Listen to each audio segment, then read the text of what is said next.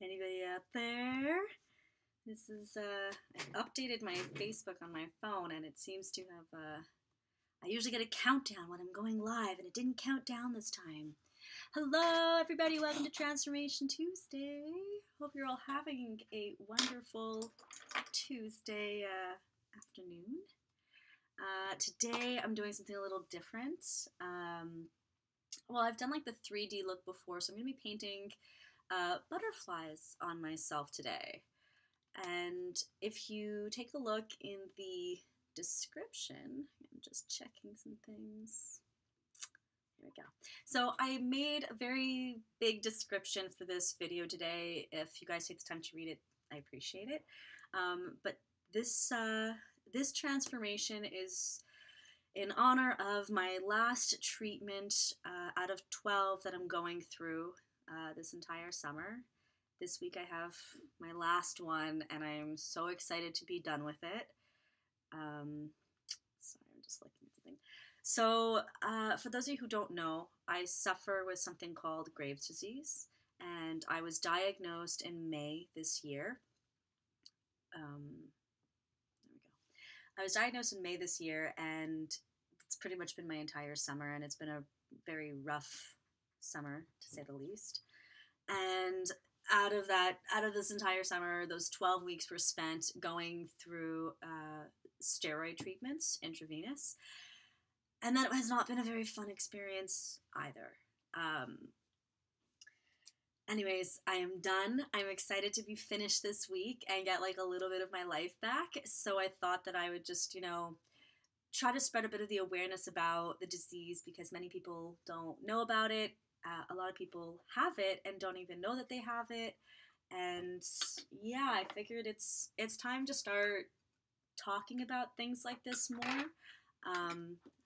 These things should not be a secret. People should know about them. And yeah, I'm ready to start talking about it. All right, who's out there? Hi, everybody. Hi, Louisa. Oh, hi, Stacy. Hi, Natalie. Thank you. Hey, Paige. Hi, Edna. Who's out there? Hey, Benjamin. Thank you. I'm feeling a lot better. Hey, Deb. Hi, Elizabeth. Thank you, Elizabeth. So the reason why I'm doing the butterflies, so the butterfly is very symbolic of the thyroid. So your thyroid is like right around here and it's a butterfly shape. And blue is symbolic of, it's the awareness color of Graves' disease. So that's why I'm doing blue butterflies. And yeah. Who's up there? Hi, Darby. Hey, yes, Khalid, I'm back. Hi, Melody. Hello. All right. So yes. Also, last week, I'm sorry that I wasn't feeling well last week, guys. I'm getting over a cold. I am feeling a lot better now, and yeah, I'm ready to do some painting. Thank you, Paige. I really appreciate that. It's yeah. It's been a tough journey, and I'm very, very excited to be done with it. But guys, I want to talk about it, and if you guys have questions about it, I'm really happy to answer questions about it. Oh, borboletas, butterflies.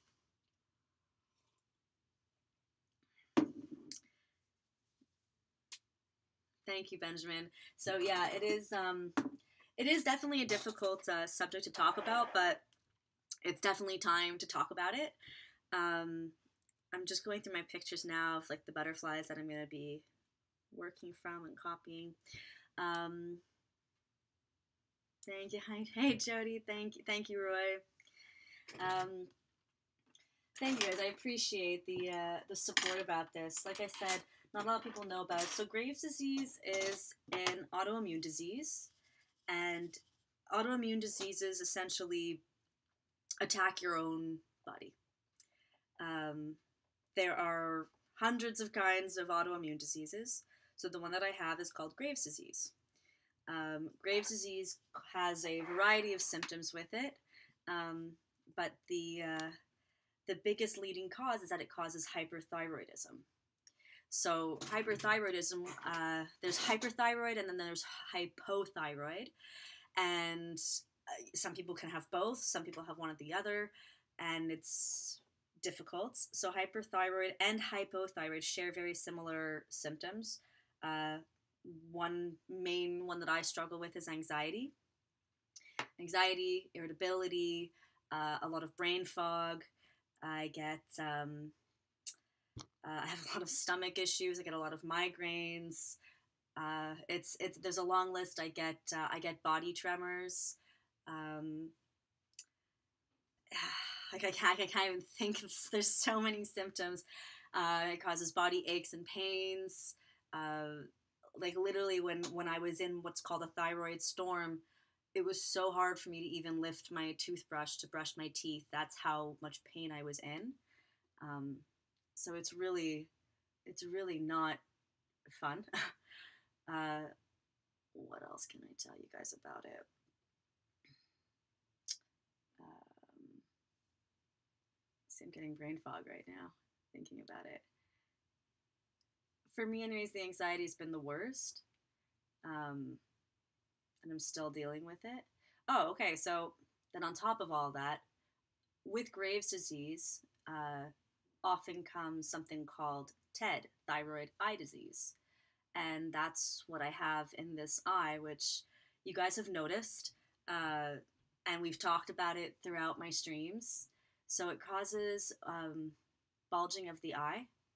Essentially, it's tissue behind my eye that has built up and is pushing my eye out. But for those of you who've been following me for the last few weeks, especially throughout all of this, I'm sure you can see that my eye is looking a lot better than it was months ago. And that's because of the steroid treatments that I've been doing.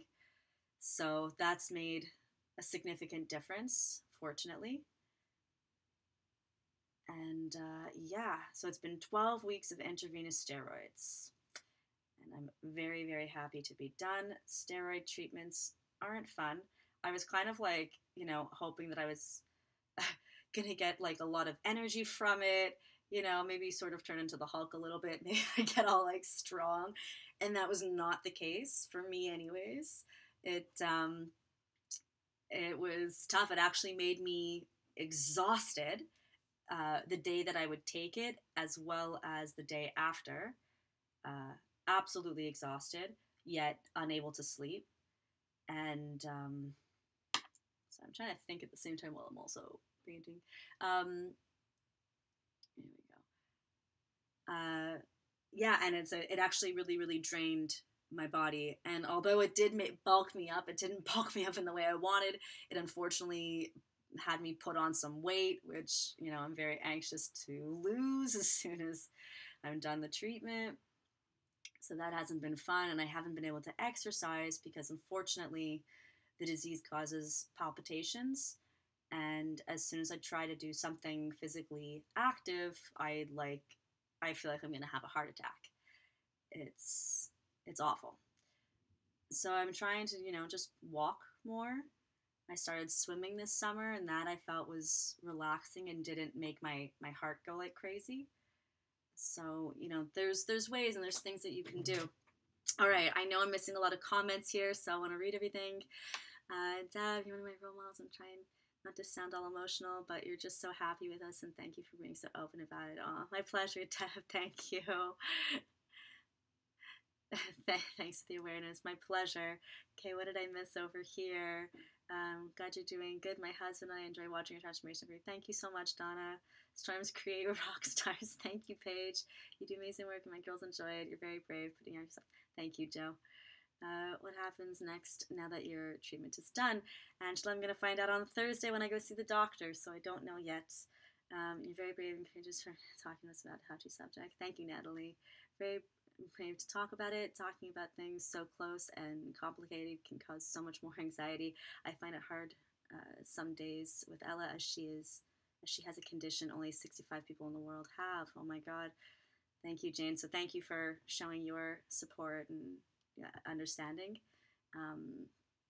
What are you doing? What are you going to do, dear? Can't wait to see it. Malaysia now, 12:36. Brave, not brave.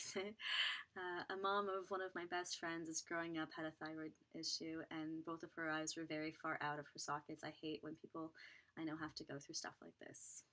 So it's, it is rather common. It's just, not a lot of people know about it. Thank you, Amber. So thank you so much, you guys, for your support and encouragement. And I wouldn't still be painting and doing all these things if it wasn't for you guys. And this has been kind of my therapy, at least throughout my whole process. It's been difficult, and like you said, putting myself out there in front of people live, also because anything could happen while I'm doing a live video, definitely gives me anxiety. But you guys make me feel good about myself and keep me motivated and encouraged, and I know that I can keep going on. So I thank you guys for that.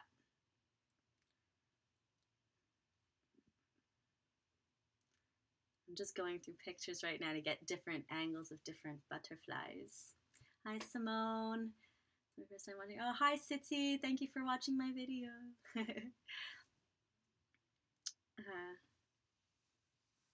Thank you, Robert. Sean, so if you're just showing up now, I'm spreading awareness for Graves' disease. It's an autoimmune disease, as well as thyroid disorders. And taking this time to discuss a touchy subject and what I've been going through this summer in terms of my treatment. And I am very, very excited to be done my treatment. My last one is tomorrow, and I can't wait to be over with it. And Thursday I speak to the doctor and find out what we do next. So I'm very, very curious to see what he has to say. So on top of all my treatment, on top of steroid treatments, I'm also on, medication to try to get my thyroid level. And I'm not sure it's doing what it should be doing. So I'm also curious to speak to the doctor about that. So this is where it gets challenging when it comes to the thyroid, is that there's a very wide range in terms of what's considered normal and what's considered optimal. What we want is to have optimal range, and doctors often just kind of shrug it off and accept the normal range, and normal sometimes just isn't enough. It also takes time to mix up the right concoction of meds and how much or little you have to take of what to get the right thing working for you. So it's a long process. So when I first started this out, the medication wasn't enough, so they upped the dose, and then it still wasn't enough, and it was just not working for me, so they upped it some more. Now I feel that it's working too much for me. So it's really, really difficult because I'm hyperthyroid. What I want to avoid is going into hypothyroid. And although they're similar, there still are some differences between the two.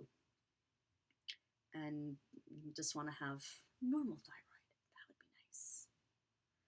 And for those who aren't aware really of the thyroid or what it does, your thyroid, it's like almost as important as your brain, to be honest. It controls everything. It controls your whole body from head to toe, everything that you're feeling on the inside. And when things aren't working properly, it's often because your thyroid's out of whack. And I've been one of those people who every day there just always seems to be something wrong, and I'm either exhausted, or I have headaches, or I'm having stomach issues, or I'm just having chronic pain all over, or I'm having too much anxiety to the point that I don't feel I can even leave the house. And it can be difficult and very, very challenging. And finding out that there's a reason for it was reassuring. It's like, okay, I'm not crazy. I'm not just one of those people who there's just always something wrong with. But yeah, it's a little reassuring, but at the same time, it's also scary. Okay, I'm missing some comments here. Love your work and your positive outlook on your condition, as well as support for others with thyroid disease. I have Hashimoto's, and it has many hypo or hyperthyroidism. Not fun at all. Stephanie, my heart goes out to you because I completely understand what you're going through, and it's very, very difficult. If you have Hashimoto's, so Stephanie now just expressed that she has Hashimoto's, and Hashimoto's is sort of like the sister autoimmune disease of Graves' disease. So Hashimoto's will cause hypothyroidism, where Graves' disease causes hyperthyroidism. So they're somewhat related, and both have their challenges. Yeah, weight is definitely a big issue. So for the last couple years, I've had this issue that, not that I know that I don't necessarily need to lose weight, but I've tried to get myself into better shape and, tone up, and that's all. Like, I know I'm not a big person. I'm not saying that, but I wanted to be healthy and I wanted to feel fit. And I was having issues for the last several years getting into shape.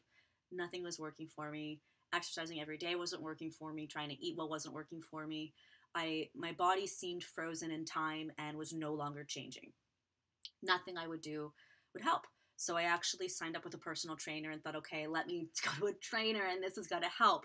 And so with a personal trainer, like 2-3 times a week, he had me on a really strict diet.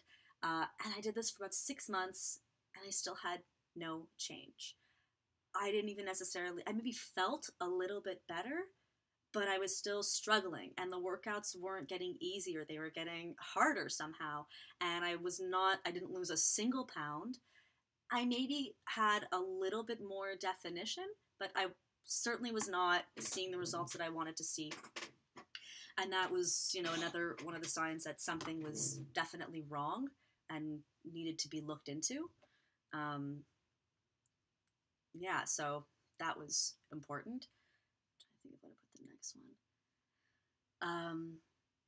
From there, that's pretty much where I'm at right now. And because I'm on so many medications and steroids and whatnot, losing weight is just not going to happen for me right now. So I'm going to wait a little bit and just keep trying to eat right and walk as much as I can and stay healthy without overexerting myself. But yes, this is one of the symptoms of a thyroid disorder. They say often with hyperthyroid, you're supposed to lose weight, but not everybody does. And losing weight isn't necessarily a good thing. Some people often say, like, oh, well, you're hyperthyroid, so great, you're going to lose lots of weight. But, like, some people shrivel up to nothing and do whatever they can to try to put on the weight. I seem to be the opposite, and I've struggled with losing weight, but it wasn't even necessarily the losing weight. It was like I was frozen. No change at all to my body. I wasn't even necessarily gaining weight. I just wasn't losing. I just wasn't anything. No change. And that is also a sign. So it can go either way, which is very frustrating. So again, I'm so anxious for this to all be sorted out and kind of figure out what I'm going to do next. Okay, I'm missing comments. My 13-year-old has autism and is nonverbal. He had hypothyroid and it's interesting to hear how it makes you feel. It gives me some insight as to how he is feeling since he can't tell me. Wow, Becky, that's touching, and it's really hard, and to maybe have an even better understanding, definitely do some research on hypothyroid, because even trying to explain what it is that I feel, most people will really not understand it unless they're going through it themselves, which I think is any situation, right? That's unfortunately kind of just what life is, but it's difficult. It's difficult feeling like you're in too much pain to get off the couch. It's difficult feeling like you have too much anxiety to even leave the house. And I don't even know how to explain it. It's challenging, and my heart goes out to you and your your 13-year-old, and that's, I feel bad that he can't even tell you it's a struggle. Just give him lots of love and support. Always seeing your work, unfortunately, if I really get a chance to watch these busy days of summer. Well, I'm glad that you're here now, Sean. Okay, so right now, just a little bit about the butterflies. So I'm just starting off, which is sort of like the base, so just like a light blue, and I'm going to start to bring in more shades afterwards. I'm just trying to figure out exactly where I want them all to be. I obviously can't do too many, because it's going to take forever. I also want to have on my face somewhere, and I want to make sure it's sort of near my eye to represent this eye. I'm just trying to think of where it should go. So another thing is that, yes, like the eye disease is kind of its own separate thing. So I'm taking the steroids as actually like it's completely for just my eye disease, and I'm still working on getting the Graves and hyperthyroidism under control. But at least my eye is definitely looking a lot better. I'm feeling better about it. It's still, you can still clearly see it's bigger, but it's definitely helped. So I'm glad about that. Let me find another butterfly to copy.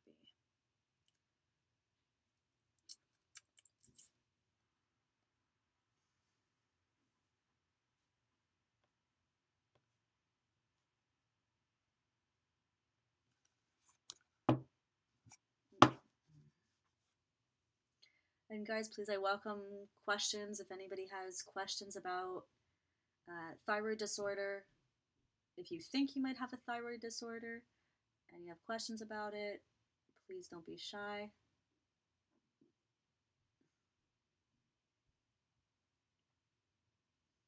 It's very frustrating because doctors really don't know enough about it either.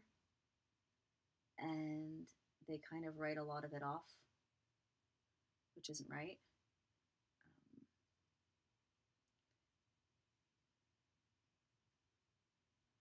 So even like, I actually had my thyroid checked about 3 years ago, maybe. And the doctor said, no, you're in normal range, so that's it. And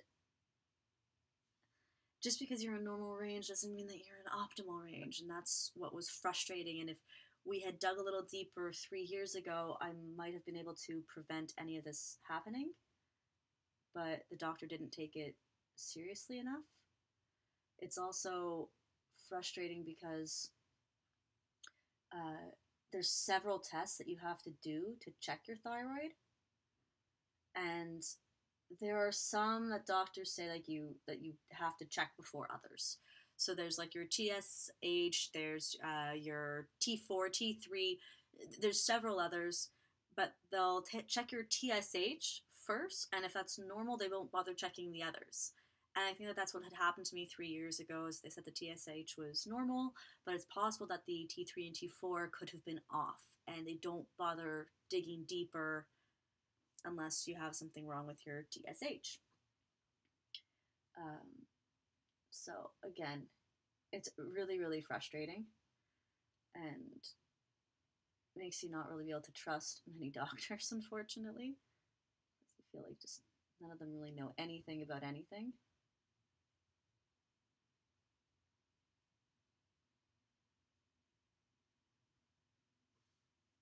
Okay, so I've got 3 here, 1 here.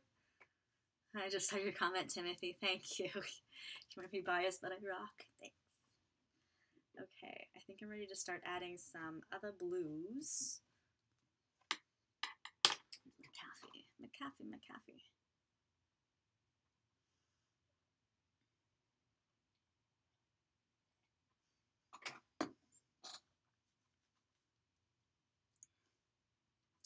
So yeah, I'm sorry guys if this this stream today is a little deeper than my usual happy-go-lucky streams, but I thought it was time, and I wanted to get a little more personal with you guys and share this with you guys, and hopefully give others out there some inspiration. Oh wow, I just saw there's a whole bunch more messages I've been missing. Oh my god. What am I creating today, Anna? I'm spreading awareness of Graves' disease and thyroid disorder. So I'm creating 3D butterflies all over myself. Hi, Kaylee. Please reach out to Carrie. Candy? Please reach out to... Hi, nor you watching with me from Malaysia. Your vids are awesome, and this live stream is very informative about the Graves' disease. You have made me aware, and I wish you all the best of luck with your treatment and all others who have Graves. See more have Graves' disease. Thank you, Albert. That's really sweet of you. Is it my signal, or does the video keep freezing? Sorry, I didn't hear today's local beat. Do you ever get tired of putting and taking off makeup? No, James. I can't say I do. I love what I do. What am I going to create today? How do you know if you have a thyroid problem? What are the signs? Carly, I'm not familiar with your eye disease. Is it painful? I have to say, I'm so impressed with your openness. What a great way to raise awareness. Thank you, Candace. What's the hardest part about your thyroid problems? Froze. It keeps cutting in and out. Oh my god, I'm sorry I missed all these comments. Carrie is symptom-free today. It's with a shot to contact her. Best wishes for complete health. Thank you, Candy. Thank you for sharing. Okay, so let me see. What's the hardest part about thyroid problem? You know, again, thanks for all the love, guys. I love the hearts. Show me all the hearts and all the thumbs up and the likes. So everyone struggles with thyroid disease in different ways, and every day is a different struggle for me. So because there's such a long list of symptoms, some of them will flare up at different times, and every moment is different from the next. So I can literally go from having lunch with somebody and we're chit-chatting and having a wonderful time to the second I'm done, I can't even keep my head up on the table anymore. And then the thought of having to even move or go anywhere, if I'm out at that point and then I have to drive home, that'll just give me anxiety, like I'm too tired to do anything right now and I just need to go to sleep. Or then if I'm working and I take a break from work to go and eat something, I get exhausted afterwards, and then how am I supposed to go back to work? Like I literally, it's not just I'm a little sleepy and I need to take a nap, it's I'm exhausted and my brain is shutting off right now. So anything somebody's saying to me is not being processed. I'm asleep and I'm trying to take in whatever you're saying. So that for me is often one of the hardest parts. I also get terrible anxiety. For whatever reason, it mostly kicks in whenever I have to leave the house or go anywhere. I'm not really sure why. There's nothing scary for me about being outside. I'm okay going outside. I'm okay to drive. Like, these things don't really concern me. But there's something about leaving the house and leaving my comfort zone that makes me get so anxious. And then I get these horrible stomach issues. And, you know, I don't want to get too much into detail about that, but it causes major anxiety and affects my stomach. And then I feel, like, physically sick. So that for me is also a major, major issue. What else is a hard part? So now with this, I often will get tremors. And as a makeup artist, my hands are everything. And I have struggled sometimes even doing these videos and didn't necessarily talk about it at the time. But if I'm trying to draw a straight line, I'm feeling my hand shaking. And all I'm thinking about is, oh my God, this line's not going to go on straight. And if I'm doing a client's makeup and I'm trying to do eyeliner, I'm freaking out that I can't keep my hand straight to do it. So for me with the tremors is I noticed that caffeine is a major trigger for me. So I know I can tolerate 1 cup of coffee in the morning and that's pretty much it. And if I have another one during the day, I'll get tremors that day and it'll be much harder to do anything. How amazing that you're using this time to share awareness of an otherwise silent disease that makes life extremely difficult for so many people. Thanks, Donna. Free spacing of Jack Skellington is my most favorite. I watched that live stream. Oh, thank you, Albert. You're a amazing person. I'm so sorry that you're going through this. It sucks. Thanks for sharing a little bit about yourself. It doesn't sound easy. It's not easy. Also, for me, not everybody who has Graves' disease will have the eye disease. Many do, but I can't say that all do. Sorry, I'm still a little bit sick.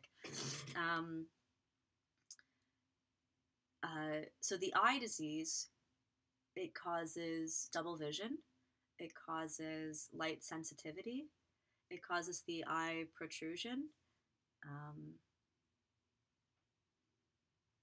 what else? I think that those are the most major side effects. But I get the double vision.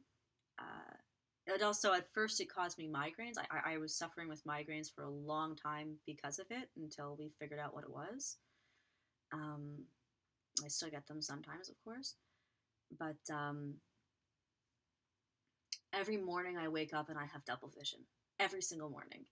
And it takes like a good 10 minutes for my eyes to just adjust to everything around me. So that's tough. But I also get double vision when I get tired.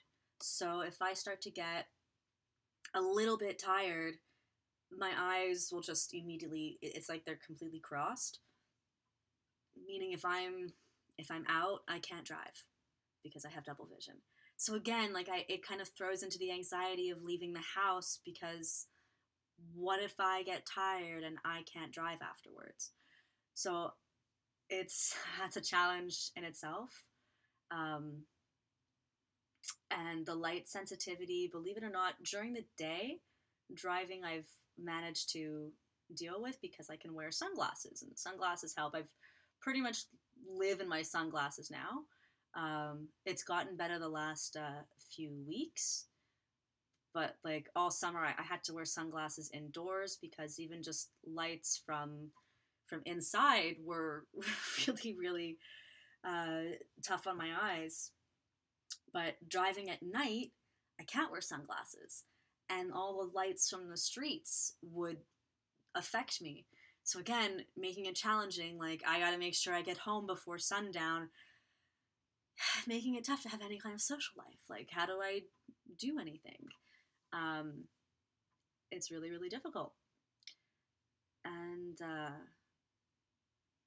what else?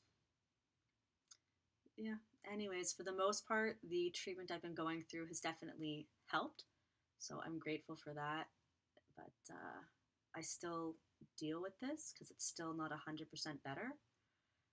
Um, yeah.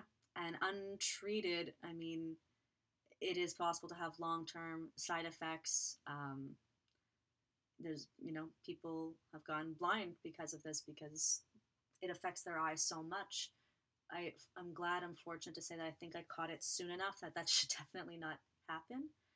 Um, I don't think I don't think I have that to worry about, and I just have to really keep an eye on it. Um, Thank you, Paige. Hello from Scotland, Jackie and Ewan love your cross-eyed. I love you, cross-eyed. Thank you, Des. Thank you, Jackie and Ewan. I appreciate that. You're an inspiration. I suffer from BPD, anxiety, PTSD, hypothyroidism. Every day is a struggle. You truly are amazing. I feel for you, Leilani. It's difficult, and all I can say is just keep hanging in there and keep being strong and stay positive. I'm in awe of your bravery. You are such a role model, and I'm honored to call you an Olga. You're so sweet. Oopsies, what do I keep pressing here?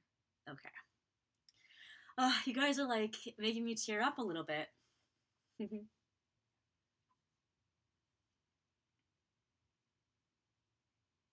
Keep painting.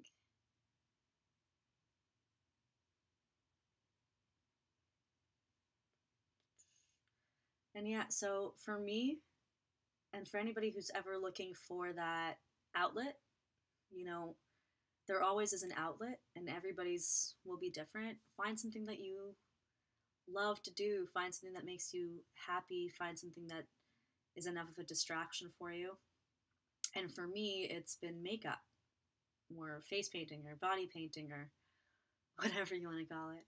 Um, for me, my outlet is creativity, and I'm always looking for new ways to be creative. And I'm always trying to find new things to play with and do. Anywhere from, beading and knitting and sewing, painting, drawing, that's that's often my go-to. But there's something about doing makeup, even whether it's on myself or for a client, there's something about it that's very therapeutic for me. And I seem to forget about everything that I might be feeling that day. So for me, makeup is a wonderful thing, and it's something that I need in my life. And without it, I would struggle a lot more. But it's amazing. I can go from doing a client's makeup, and in that moment, I could have gone there with horrible anxiety, a headache, stomach issues, whatever I was feeling that day. And as soon as I start, everything just seems to disappear. And all my thought and energy goes into what I'm doing. And then the second I get into my car to leave, it's like I sit down and everything falls right back on top of me again. And it just comes rushing back until I get to the next client, I guess.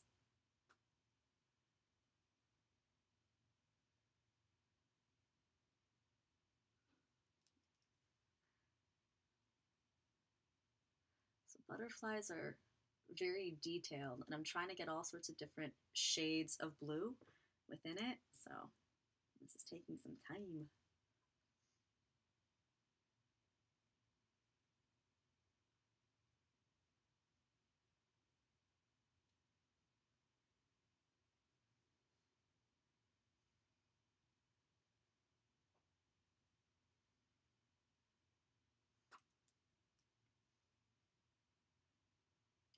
Yeah, guys, I welcome more questions if you guys want to know more about what I'm going through.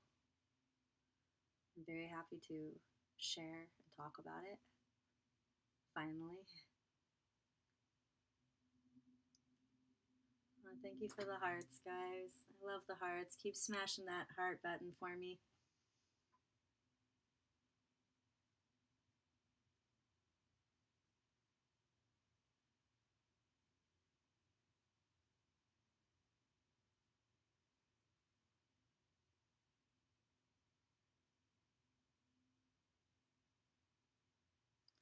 I'm gonna have to add black to it after. I'm just trying to see how it's looking. I think there's enough colors in there for now. Let's move on to the next one. So is there anybody else out there who has Graves' disease? Is there anybody else do you know anybody else who struggles with Graves' disease?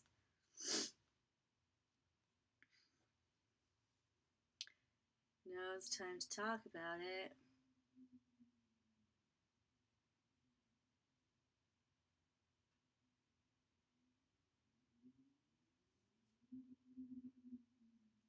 Or out of the symptoms that I have named and shared with you guys, do you suffer with any of these symptoms yourself?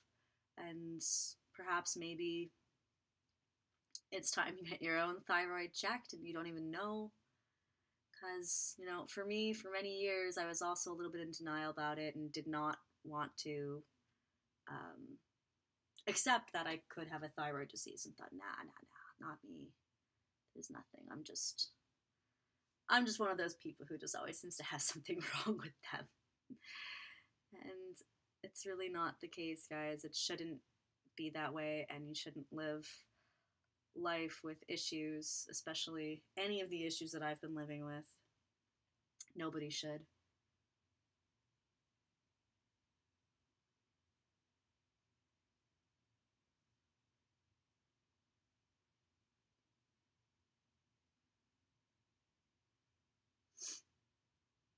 Oh, oops, he's like, I don't know why my screen keeps freezing and I miss all these comments. Actually, I don't really understand what are you talking about, but anyway, please take good care of yourself, okay? Thank you, Siti. The worst is driving with a migraine. Oh my god, yes, Albert, it is. Don't do that, your makeup won't run. Yeah. How are you, pretty lady? Yay, Tuesday. What's wrong, Carly? Do you have a lot of family and friend support where you live? Yes, Paige, I do. I'm very happy that I have a lot of support from my friends and family. Hi, Zanisha. How did you find out that you had it? I hope to be able to have your strength one day. I don't have Graves. I have something called bipolar disorder and a lot of the same symptoms, so this is informative. I might need to get this checked. Oh, see more. I might need to get this checked out. Definitely, Jason. You know, unfortunately, I'm not sure if bipolar is bipolar an autoimmune disease, because often once you have one autoimmune disease, you tend to accumulate others. Um, and a lot of the time, people will misdiagnose thyroid disease for something else. Many doctors like to just write it off as depression. Um, and this goes, for whether you have Graves or Hashimotos, and it's awful how little people seem to know about the disorder. So it's always worth getting a second opinion and definitely get some of those things checked out.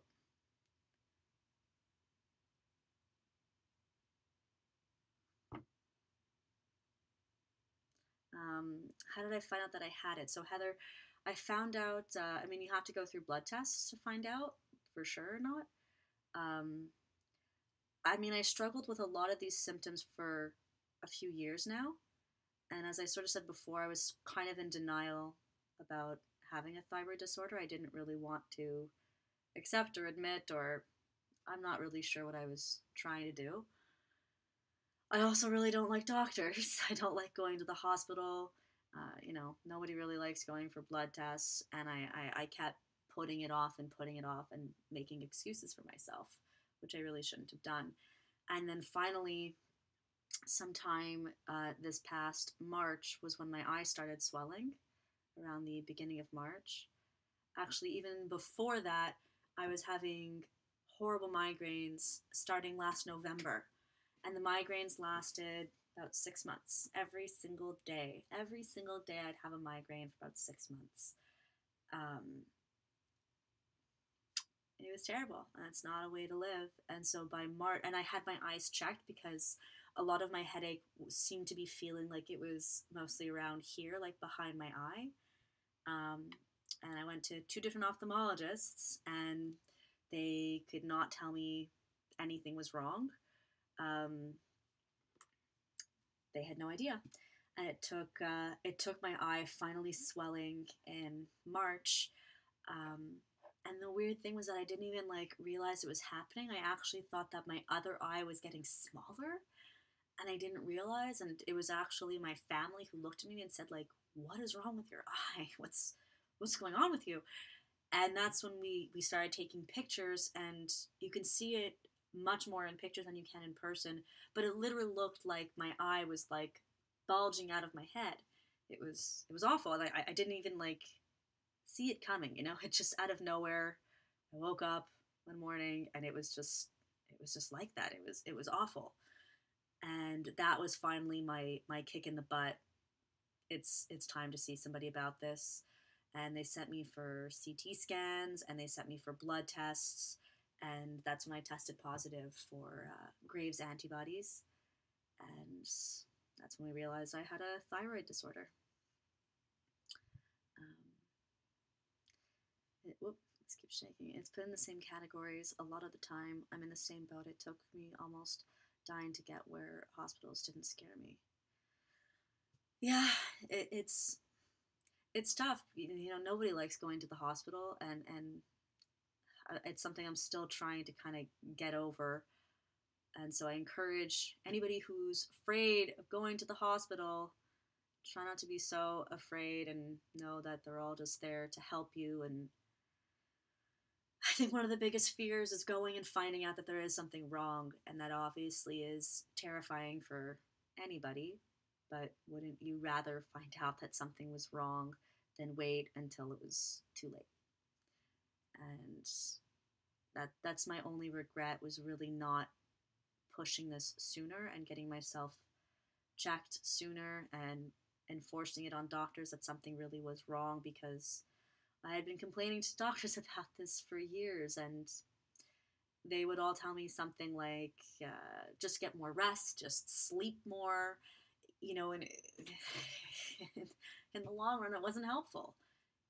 It's, yeah. But what they do say is that yes, good sleep is extremely important uh, when you have, especially an autoimmune disease, but it's important for anybody. Healthy diet, healthy eating is all extremely important. It's just having a healthy lifestyle, trying to stay a little bit active when you can, um, and yeah, keep yourself healthy. Very, very important. And I hate that it took getting this to really have that hit me hard, Not easy.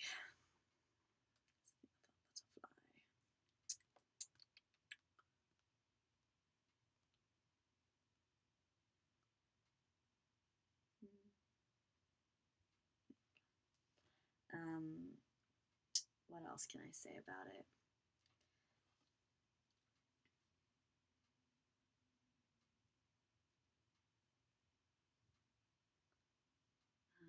Do you go through cycles where you can't sleep at night and others where you sleep on normal schedule? Yes, I do. So I was fortunate that, I didn't really notice it was affecting my sleep. Um, I still, when I got diagnosed, I was still sleeping throughout the night. I was still getting good rest. And then once I started my treatment, it changed everything. So when I take my steroids, it causes me to pretty much be up most of the night, if not all of the night. So that's tough. And even now during the week, it's hard to tell, like is it the steroids, is it the disease? Because the disease also causes issues with sleep. So it's kind of hard to tell what it is exactly. But especially the last few weeks, I definitely am not sleeping well. I can't seem to fall asleep until very late, or I fall asleep like way too early. Um, but I was up at 6 o'clock in the morning this morning. Yesterday, I was up at 5. I have no idea why. And I will lie in bed for a while and try to get more sleep afterwards, and it doesn't really help. And then I find myself being exhausted all day. And then throughout the day, I try to take a nap, but I can't nap because I'm going through too much anxiety or I'm getting palpitations and I can't sleep. So, yeah, my sleep has totally been affected. And it's a very strange feeling to feel completely exhausted, yet unable to fall asleep. I don't even know how to explain it. But yeah, my sleep now is totally off. So again, I don't know whether it's just the disease or if it's medication or maybe just a combination of both. I don't really know. I was diagnosed with Hashimotos at 17. I'm now 31. After the past 2 years, I was so sick and was in and out of doctor's offices trying to figure it out. Come to find out that my thyroid disease, let's see more, completely flopped, and now I have Graves' disease. I've been on new meds for several months now, and I'm finally starting to feel better. I hope the same happens for you. Diana, thank you so much, because that's very interesting for me. I feel like I'm in kind of a similar situation as you, and I'm kind of concerned that I'm falling into hypothyroid and possibly with Hashimoto's. So, guys, here you go. There's another case where it is possible to even have both Hashimoto's and Graves' disease, and both will cause thyroid problems and have you flip flop between the two. And it's just all a matter of maintaining optimal levels. And yeah, I feel for you, Diana, because I know that every day must be a struggle. But I'm glad that you have found something that works for you and that you're doing much better now. I randomly lose a lot of weight sometimes. I don't know why, but it bothers. Jonathan, definitely get that checked out. I mean, one of the main causes of hyperthyroidism is weight loss, they say. That didn't hit me that way, but yeah, it could be spurts of weight loss. And in the past, I did, like, when I think back on, like, the last several years of my life, I definitely had times where I seemed to just, like, drop a significant amount of weight from doing absolutely nothing. but then it came right back up. So I'm not really even sure, but to me, it definitely sounds thyroid related. One of my best friends had to have her thyroid removed. My daughter has 35% chance of having thyroid problems. A lot of people do have to have their thyroid removed if they can't find the right medication that works for them. That's also often a very scary realization. And hopefully I won't come to that. And I'm going to find out on Thursday what my doctor says, if meds are working or not. But definitely it's better to try to find alternatives before surgery. And I'm sorry that your friend had to have hers removed, and I hope she's doing better now. And as for your daughter, all I can suggest is just make sure that she gets a lot of good sleep and has a healthy diet and a healthy lifestyle. And most importantly, is a stress free life. So, a lot of autoimmune disease can be triggered just by stress alone. Um, I know that mine was, and or at least I believe it was. It's also genetic, so it can be passed down as well. But I can't stress enough the importance of living a stress-free life. Give Carly in our prayers. Get well soon. Thank you, Renard. I have to get mine checked again. I had it checked when I was 18. They said it was fine. I was a little young and stuff, but I had a lot of the symptoms. I had fatigue. My eating habits was all over the place. 1 minute I could eat a few bites of food and be full. Then like 30 minutes later, I can eat a lot of food and not feel full. I had irritability. My sleep was all over the place. I had a few more, but it looked fine, and said I have to have it checked in a few years. I have felt fine, but it has started back up. Stacy, that definitely all sounds very thyroid related. I go through the exact same thing, especially in terms of eating. Um, it's not fun. Um, my advice to you is that when you do go get it checked, just make sure that they are doing all the tests and not just for TSH. Make sure that they're checking your T3, your T4, and they're checking everything, because that's often what doctors seem to avoid.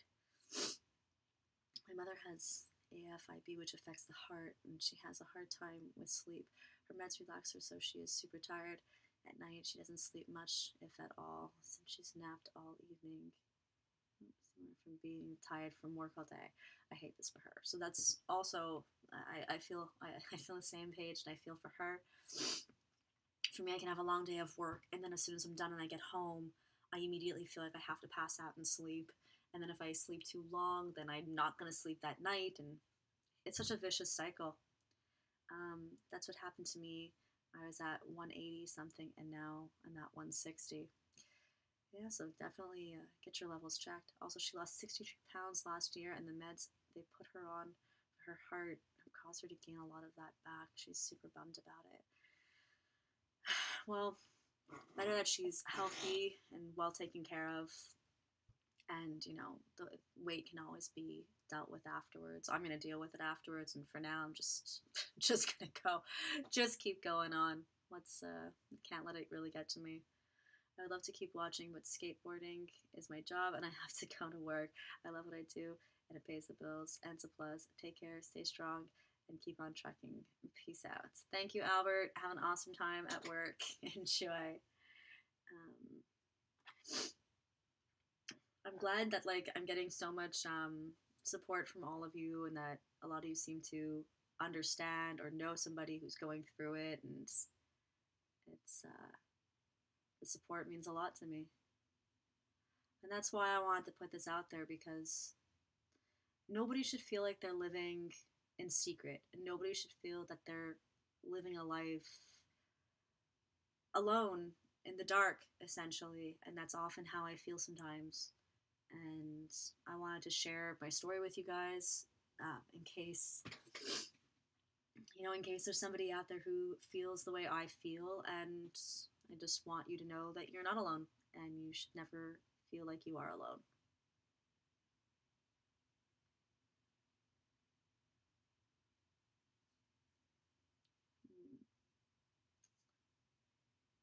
Exactly, Paige. And just keep supporting her and remind her that her health is more important, and the weight can always come off later, and it's more important that her medication's working for her.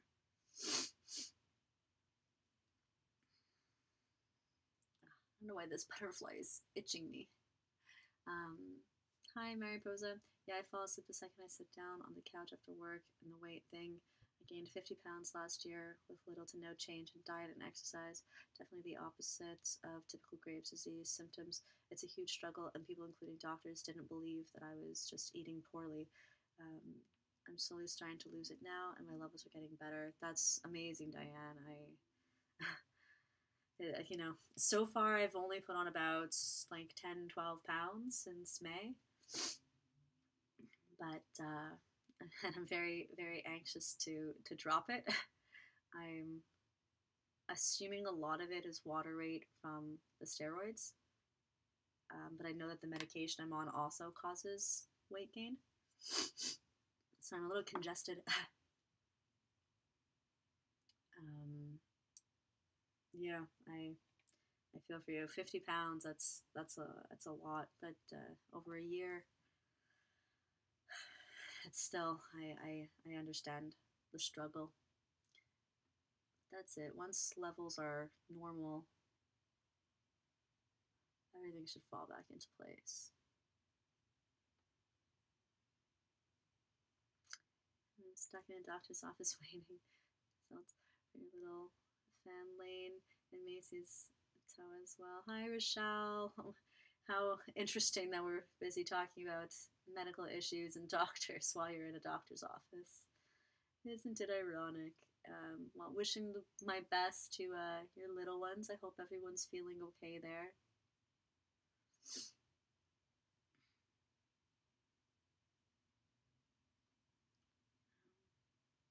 You love my butterfly. Thank you, Mariposa. You're such a beautiful person inside and out. Thanks for the insight on this. I don't hear much of this type of disorder. Thank you, Heather, for appreciating it. Uh, you know, it's unfortunate that people don't like to talk about these things. I'm not really sure why. You know, it's like any kind of mental health. For whatever reason, people don't talk about it. And, you know, Graves' disease definitely causes depression as well, and anxiety, and all sorts. And I think it's too important that people share their stories to let other people know that they're not alone. Um, there's too many sad stories that I've heard out there that clearly people felt there was no other way out and felt too alone and didn't bother to discuss these issues. So I'm sharing the awareness. Hi, Jennifer. Jennifer, today I'm painting blue butterflies on myself. I'm going to make them start to look 3D soon. And I'm trying to spread awareness on my medical condition that I was diagnosed with this past May called Graves' disease. I wrote a whole speech about it within this video that you can read and check out.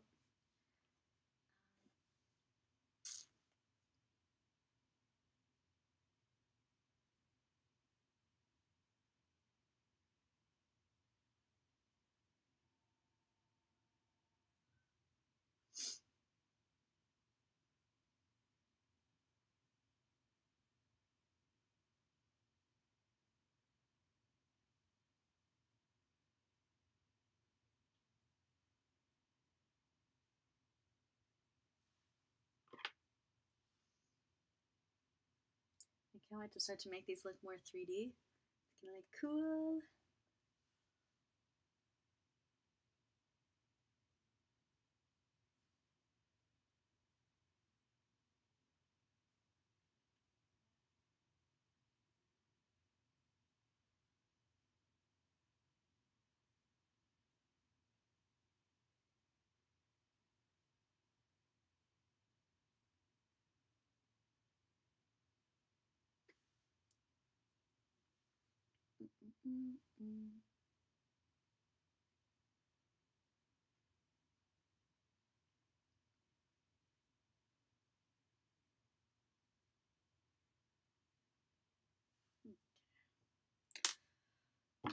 Moving along.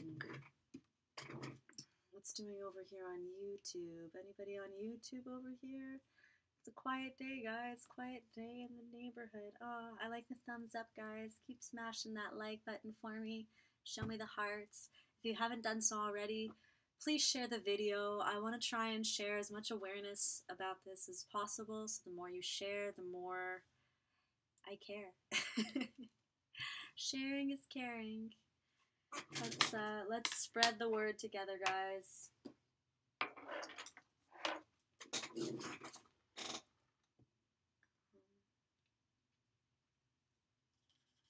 Let's start adding some black.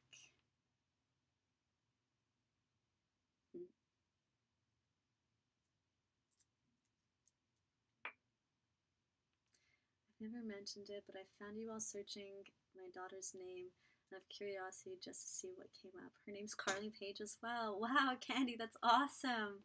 Another Carly Paige. I love it. I love it.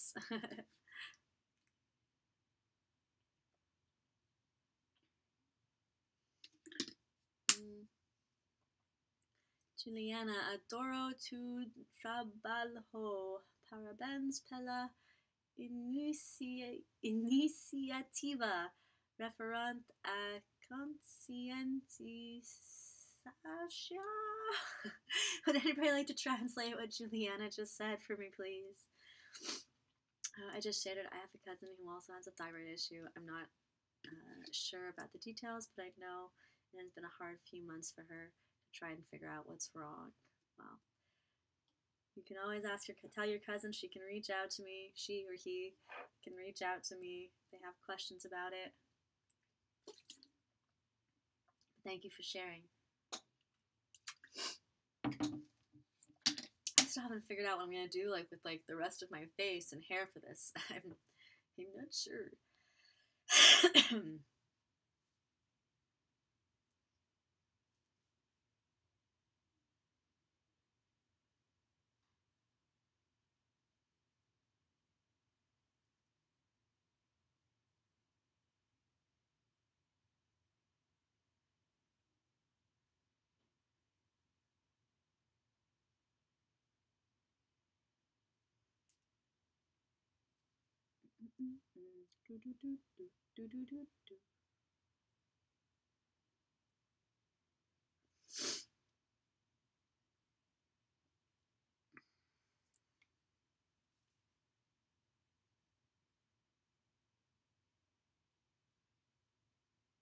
So this is the fun part where I get to add some of the detail.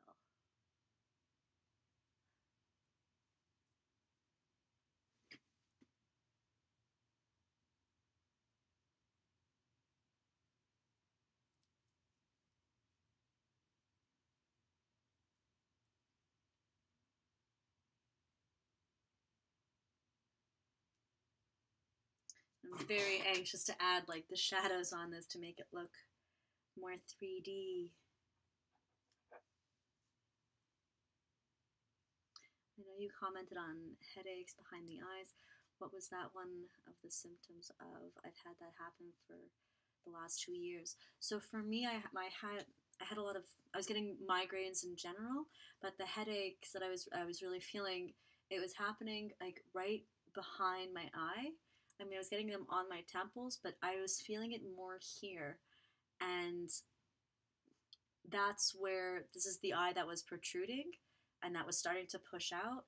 And so I think that the headache was just actually caused by the pressure behind my eye causing it to start to protrude.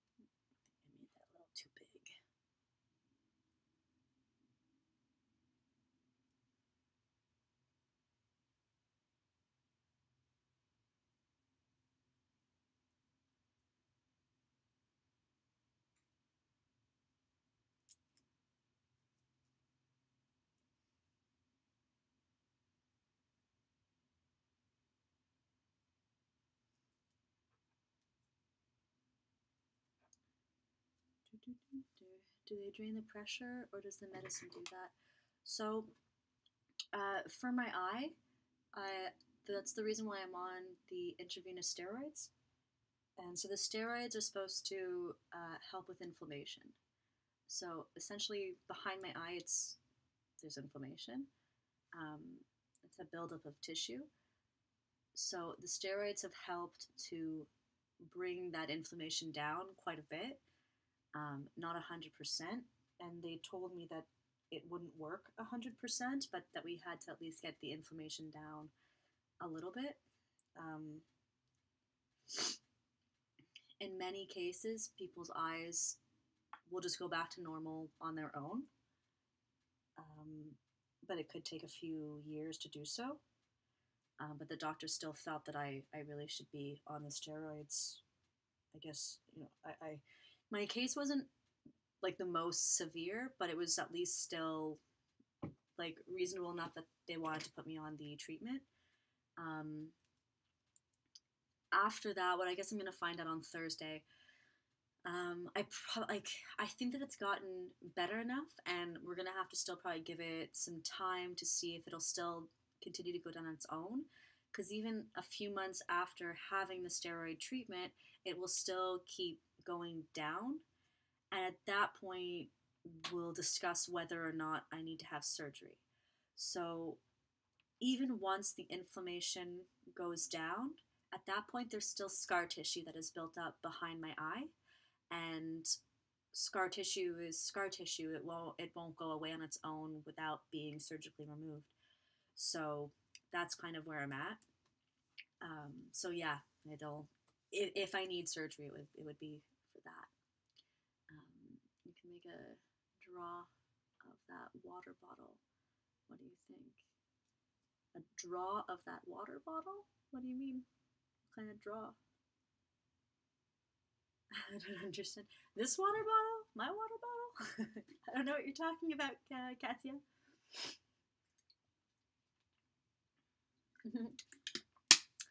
Hi, Ron, by the way, on YouTube. Sorry, I didn't mean to forget about you.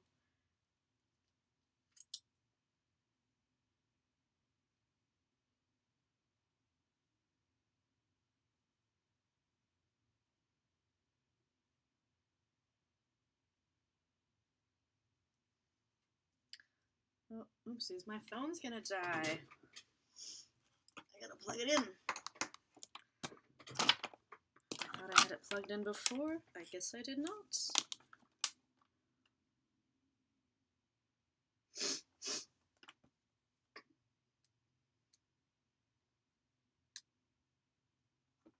Okay. Oh, and my screen got like dark all of a sudden. I don't know. Do you guys find my screen dark? I don't know what happened. Ah, there we go. I got it back. Okay. Sorry, I've updated the Facebook app and it is weird now, and I don't understand it. And there's new buttons. How did you learn to start body painting so well? What was your very first recreation you done on or someone else? So body painting. The very first one I ever did was a skeleton, and it was right when American Horror Story had just come out, the first season, and what's his face? Evan Peters, and he had that sort of cool skeleton face for a while. In a few of the episodes, was my first inspiration. And I literally woke up one morning and said, okay, I want to make myself into a skeleton. And that was what I did, and that's what worked. And I remembered I used, the palest foundation I could find lying around and an eyeliner to do everything. I didn't have the body paint. So that was my very, very first one. And then from there, I started getting more into the character stuff. So once I got excited about that, I thought, okay, let me go invest in some stuff. And I got some paints, and then I started doing things like, I got some special effects too when I was doing Freddy Krueger and Chucky and things like that. yeah, it sort of started from there, and it was a lot of trial and error, and just teaching myself how to do it, and it's been a fun road. Support you through it all. I love you very much, and I'm here for you anytime you need. Thank you so much, Melanie. I love you, girl.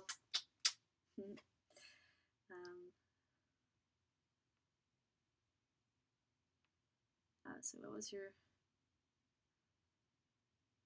Make a drawing of the water bottle. You want me to make a drawing of the water bottle, Katya? Like want me to paint? I don't know. You want me to paint my water bottle on myself?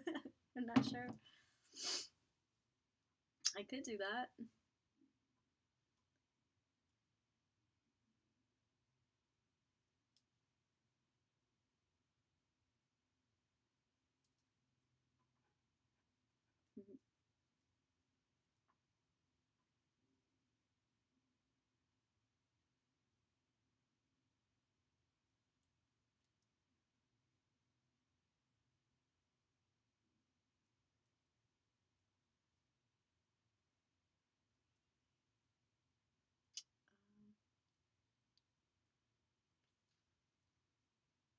Thank you, Henny. That means a lot to me.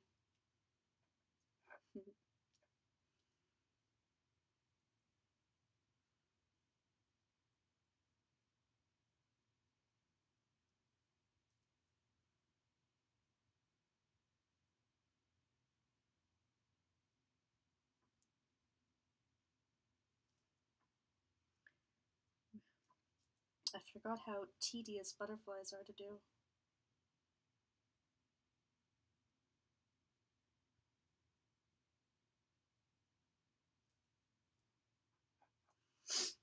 Do I still have any more coffee? Iced coffee. Iced coffee still works.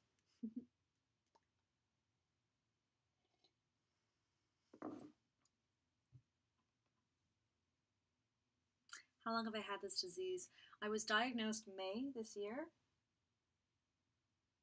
so it's been a few months. Um, Realistically, I've probably had it much longer than that and didn't know, which is why I want to share the awareness of it, because I've been feeling a lot of these symptoms that I have of it for about 2 or 3 years now. So, in all that time, I could have been getting myself checked and I didn't, and I should have.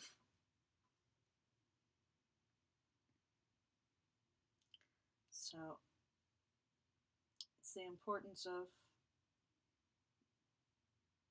going for blood tests regularly, guys, and getting yourself checked regularly, and don't take anything light.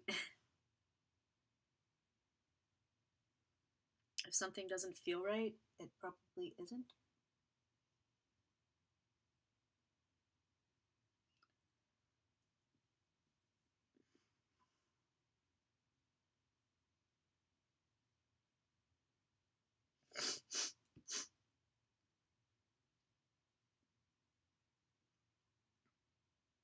Do I have any trouble seeing? Yes, I do, Caitlin.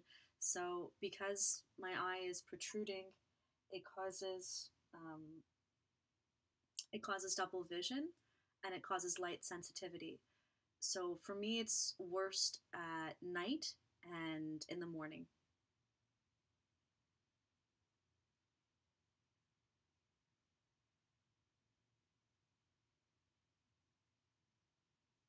In the morning, I'll deal with double vision from the moment I wake up. Um, It'll last anywhere from 5 to 10 minutes, and it's a little frustrating. I have to do everything with like one eye closed because it's the only way I can see properly. And also then like as soon as I get up, like as soon as I kind of like get up and out and make my way into the kitchen or get myself a cup of coffee in the morning, like if I like as soon as I go into sunlight, I can't see anything, so I'll walk around the house with sunglasses on. I live in the dark. My room, like I'm in like where I'm in right now. This is my studio, so like that's where I bring clients here. It's where I do my makeup transformations. It's where I do paint on canvas, and it's also a little corner where I get to sleep. And I pretty much live in the darkness, like with the only light coming from my TV screen, which is has been adjusted to the right amount of brightness that I can tolerate. Um, yeah, I literally live in the dark now because it is very difficult to see sometimes.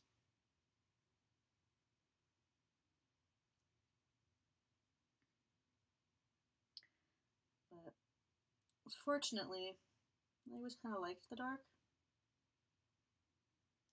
It's just a challenge if like going out.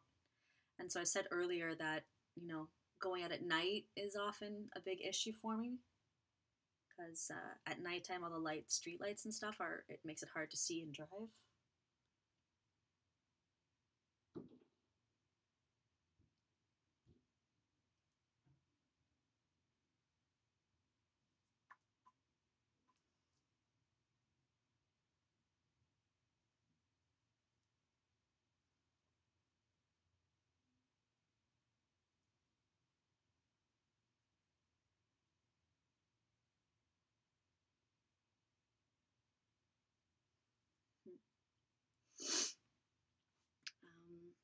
I missed some comments here. And you said that the treatment will help your eye go back to normal. I think you're absolutely beautiful, and your eyes are just as beautiful. Don't let anyone ever tell you otherwise. Your personality is also just as amazing as you are. Thank you very much, Caitlin. So with treatment, my eye can be up to 75% better. I'd say that the treatment has brought me to maybe almost 50% better at this point. Um, but there's definitely still some protrusion, and I will find out on Thursday what the next step is that I have to do. So I'll keep you guys informed. But thank you. One of the most important problems is that imbalance of thyroxine hormone almost affects all metabolic process in the body. A lot of suffering, but fortunately, things can get back to control with proper treatment. Exactly, Hanny. That's what it is, and like that's how you said it. It affects like everything, like the whole, like you said, the whole metabolic process in the body. So everything that your body is trying to do to make it work properly, mine's not working. You know what? Think of the thyroid almost as like a battery, and so my batteries have run out, and you can't just get a new battery. So that's kind of how it feels, and it's you know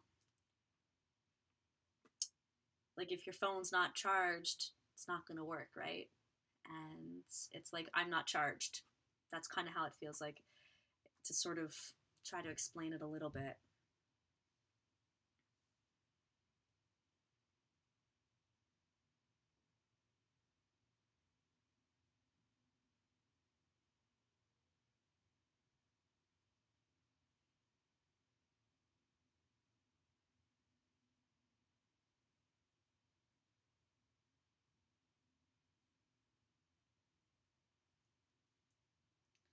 All right, we got one of these butterflies almost done.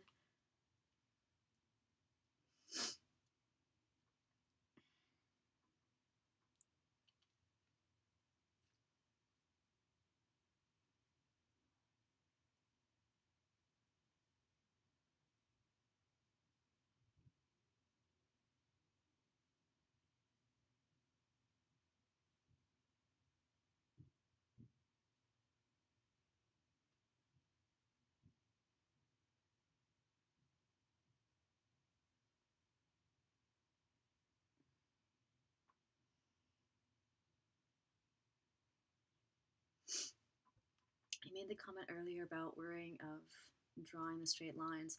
Just thinking though, the most beautiful things out there all have small flaw in them. It just makes it more unique and more beautiful. I suppose so. But when I'm doing a bride's makeup, there's no room for flaws, you know? So that's when it can sometimes really be more of a challenge, you know?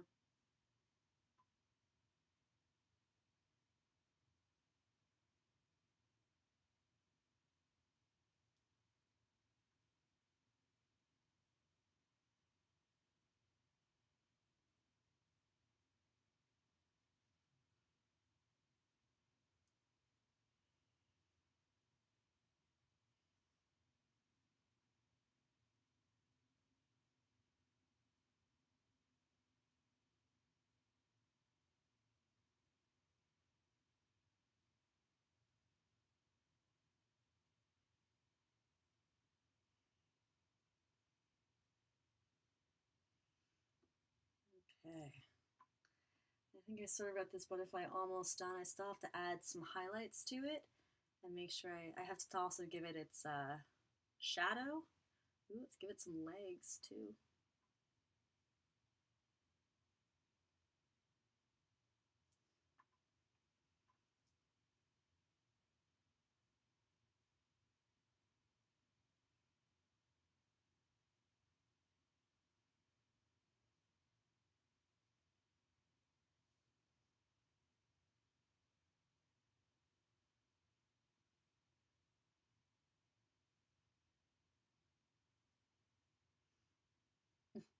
I'm not sure what it is about ever doing like bugs' legs, but bugs' legs creep me out. Anyways, like when I do my spider, that's what I don't like about spiders is their legs. It's like even just drawing this kind of creep me out. Okay, moving on to the next one. Let's do the other butterfly. Which one? Let's do this one. Okay.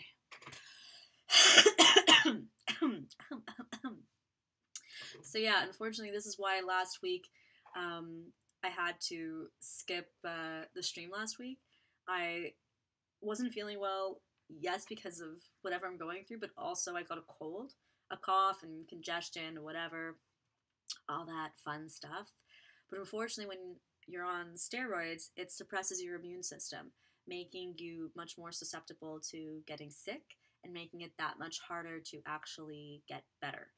Um, I'm never sick. Like I never get a cold. I'm just one of those people. Like I'm never. That's why I was always like, I'm a makeup artist. It's great. I'm never gonna have to cancel at anybody because I never get sick. I have issues like migraines and stomach issues, but like I never have fever and I never have a cold. And so like being sick in bed and coughing and sneezing and feeling this way is probably the first in a very long time because I never get sick and I was just waiting. It was bound to happen while I was going through this. Not to take any thought away from you, but please keep my home state of Texas in your prayers right now. Jason, I'm so sorry. I had no idea that you're from Texas. Of course, my heart goes out to you and everyone there. You're in my prayers.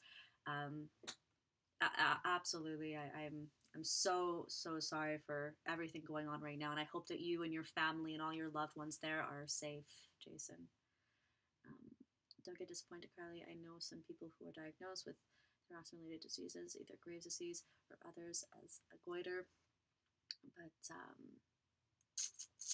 they're doing well with treatment. We all feel for you. Keep strong, please. Thank you, Hanny. That's it. Treatment is supposed to eventually help, and I hope it does. And I'm just waiting for it to kick in. It just sort of takes time, and that's I think the most frustrating part about this whole thing is that it just takes time.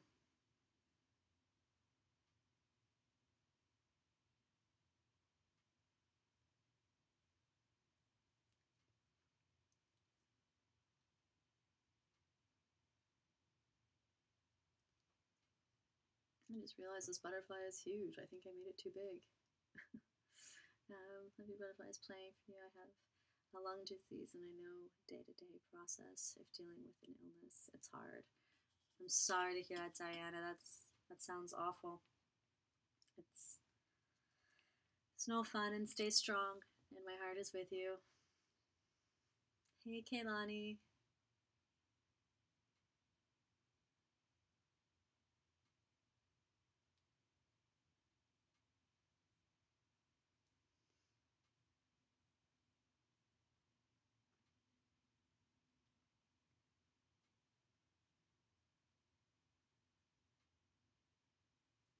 How long have I been on for? Okay, it's been almost an hour and a half.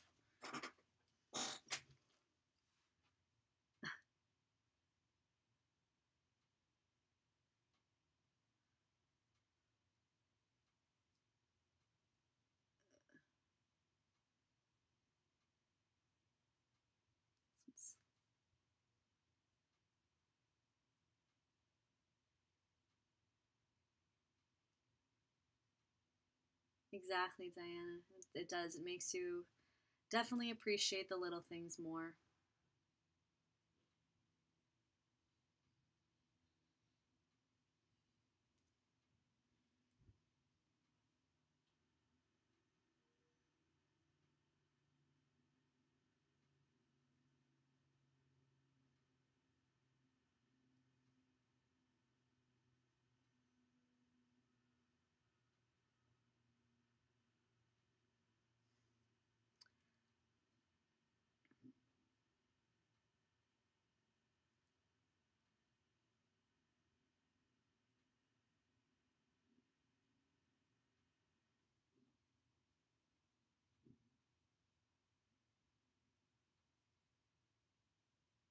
Oh no, I'm making marks. Okay, I gotta wash my hand a little bit.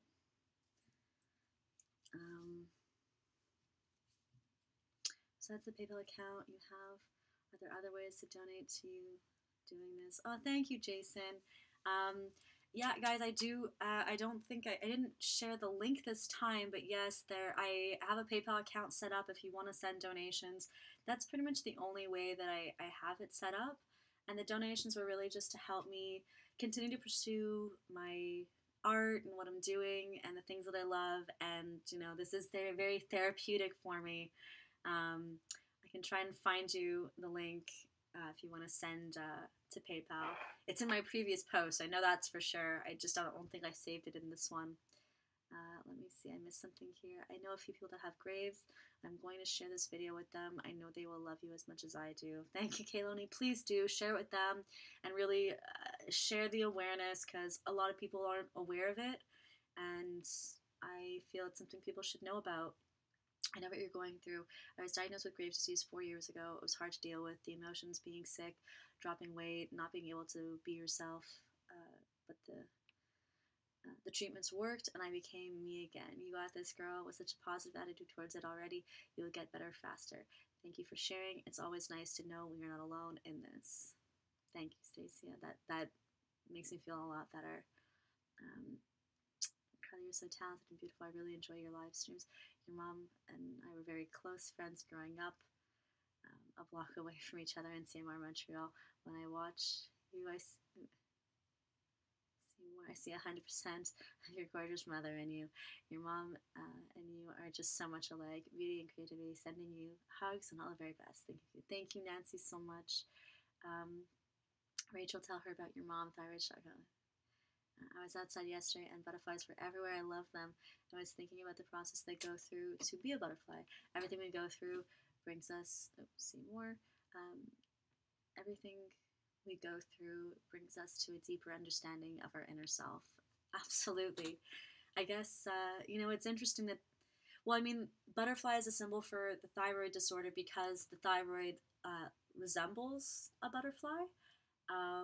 So that's why mostly, but you're right. It really is quite a process to go through, and I don't know. Maybe right now I'm still kind of in that cocoon stage, and at one point I was just this little caterpillar going through life, and then I got hit with this, and it made me feel trapped within my own body. I feel like a prisoner in my own body right now because my body's literally attacking itself.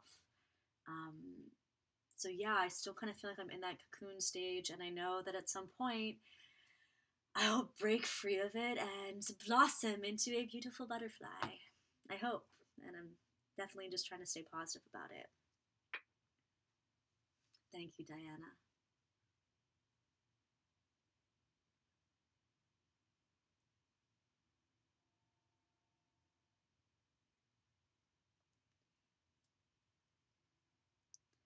I really, really love and appreciate all the support you guys are giving me. It's amazing. A Bug's Life. Yeah, Paige.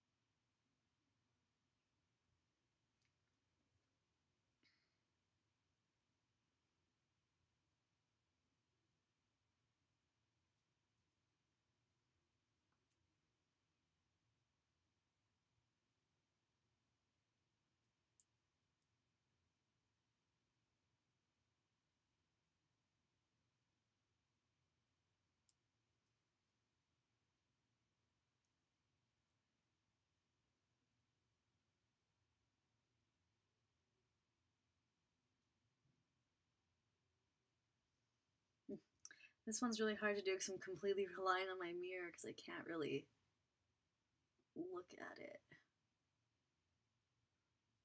This is just a funny angle.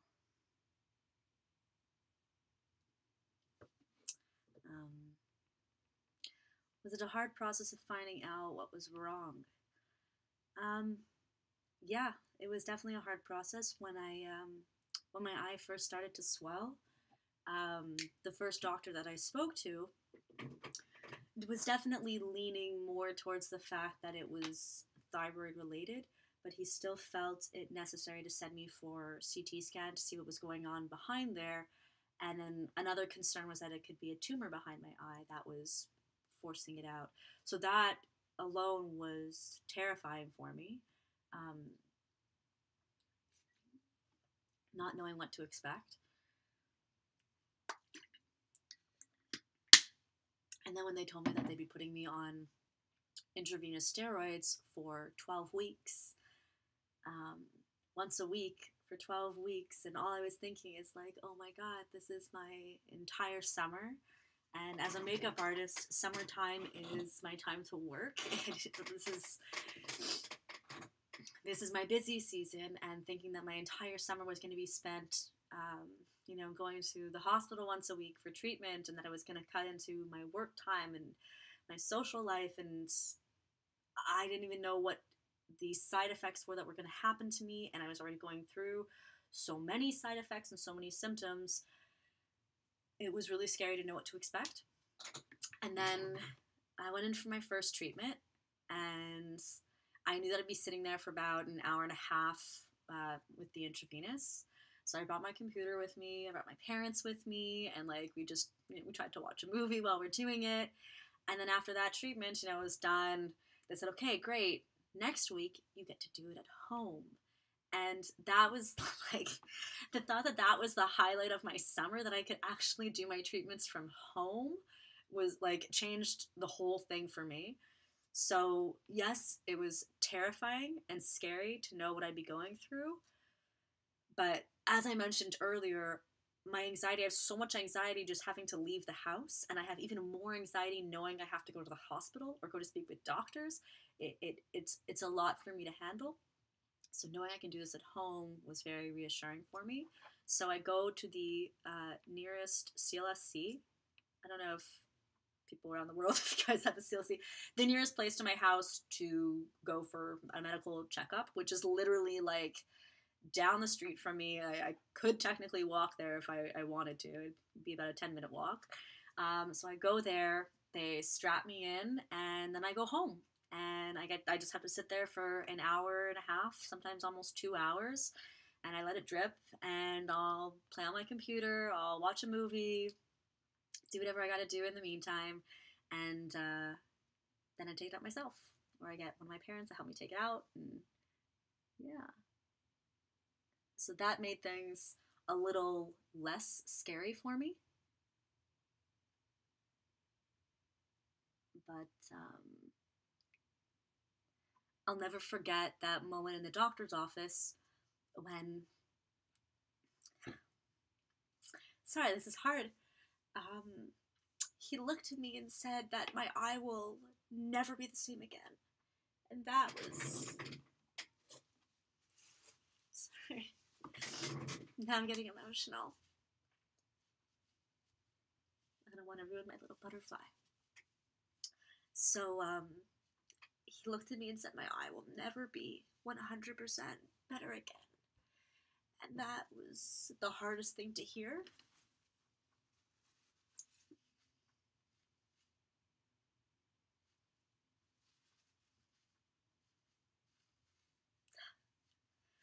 Sorry guys, I did not want to get emotional doing this. This is supposed to be a positive video.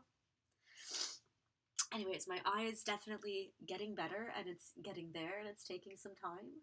But I'll never forget those words. And that was really, really scary and really hard to deal with.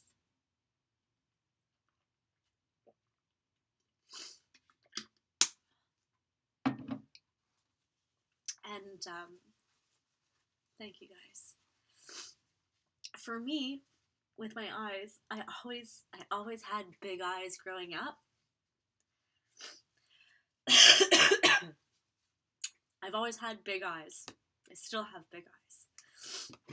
But growing up, when I was a little girl, I remember from like a really, really, really young age, even being like 4 or 5 years old, and people would stop me on the street and they'd point right in my face and go like, "Wow, look how big and blue your eyes are." And like, having it my entire life, like I know now as an adult that it was a compliment, but my whole life having people point in my face and comment on how big my eyes are, and then going through elementary school where kids would call me bug-eyed, to then literally wake up and have my like biggest nightmare come alive and my eye to literally be so big.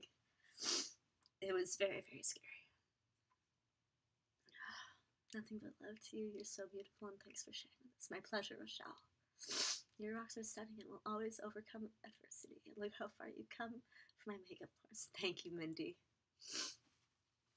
So, yeah, this was one of those things that was kind of a nightmare for me to ever actually happen. I never thought that my eyes could be any bigger than they actually are. So, thank you, Elizabeth. Thank you guys so much. Love you guys. Love you, Mindy. Thank you, Alexandra.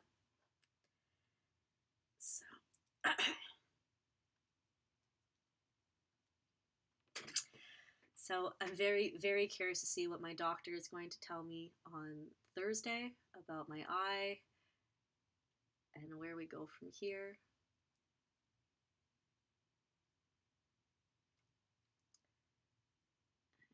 And I'm ready to get better. I think my eyes are beautiful. Thank you, Christina.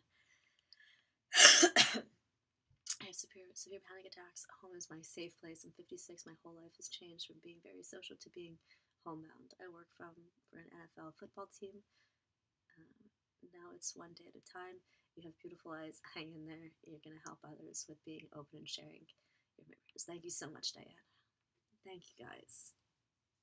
I really, really appreciate the support. It really means everything to me. And I'm glad that there are some of you out there who understand how difficult a situation like this can be.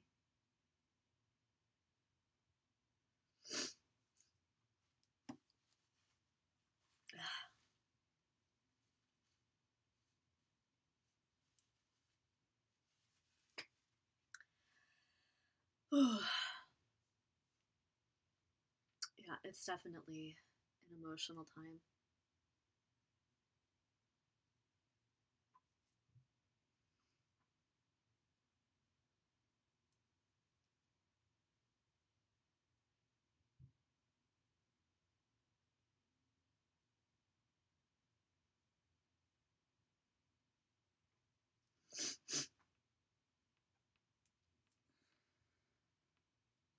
I'm so grateful that so many of you understand, because not many people do.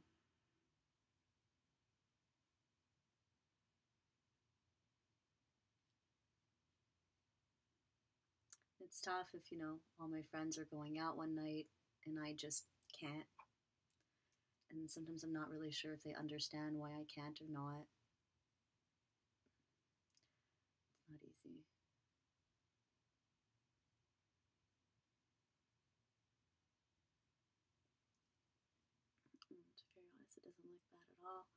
whatever treatment you're getting seems to be working very well. Thank you, Christina. Yes, so the treatment is definitely working because I know it has definitely improved since day one. So I'm very, very grateful for that. So something is going right at least. And I guess I'm very anxious to find out what my next step is. So treatment does work. It's possible. But yeah, I mean, like, were you guys there when I did my Mad Eye Moody transformation? You know, I did that one because I thought I would use my eye as an advantage for that moment because my eye was protruding so much. I was calling it my mad eye. Like, it like literally had like a mind of its own. It would so I mean, if you go back and look at that transformation, there's no prosthetic, no nothing added to that transformation of me as Mad Eye Moody. That is really what my eye looked like, and to see the difference before and after is crazy. We know you through your hard work. We know you through your work and personality on videos. We cannot imagine a better person than you. We did not even notice any problem with your beautiful eyes. Plus, you are a makeup magician. You can do anything with your makeup. Keep going, please. Thank you, Hanny. I've been fighting fibromyalgia my whole life, all over pain and exhaustion, and we get through it and learned how to deal. I know you will get through this and come out even stronger day by day, my love. Thank you, Mindy. I had no idea that you were dealing with fibromyalgia. It's awful. It's a whole other autoimmune disease, guys. There's so many out there, and so that's why I really want to share the awareness of autoimmune diseases, because autoimmune diseases are for life. They're permanent. There's nothing you can do about them once they've been triggered. So it's really important to really live healthy life, stress-free life, a lot of good sleep, good eating. I just told my excuse for not going out. People don't understand. And sometimes that hurts worse than the sickness. I want to be involved, but can't. It's as if I'm watching the whole world pass by me, like watching a movie that you're not part of. Exactly, Diana. Diana said it perfectly, guys. That's exactly how I feel on an everyday basis. Christina, what symptoms started? Christina, there's a whole long list of symptoms. I've been talking about them throughout this whole video, so I don't even know how to even talk about them again, what I've mentioned or not. For me, my biggest, like I said, kick in the butt to go get checked was that my eye was starting to protrude, and that was my major symptom. But there's so many others, such as anxiety and irritability and depression and body tremors and body aches and pains and muscle weakness, weight issues, hair and nail issues. When I was in my storm, my hair was so it's called a storm, guys. It's called a thyroid storm when you're at your peak, when you everything is flaring up. My nails were paper thin. I had to cut all my nails off completely, as short as I can, and I literally couldn't scratch myself because it felt like I was ripping my nails off. They had turned to paper. My hair had turned brittle and dry. There's a very long list. Eventually, no one knows, and it doesn't define you. Yeah, exactly, Mindy. It shouldn't. That's it. I don't necessarily want this to define me, and it definitely does not define me. I just really wanted to share awareness to let other people know that they aren't alone, and to also make sure and encourage that you take care of yourself. And that's really the whole point of this. I don't want people to put this together and,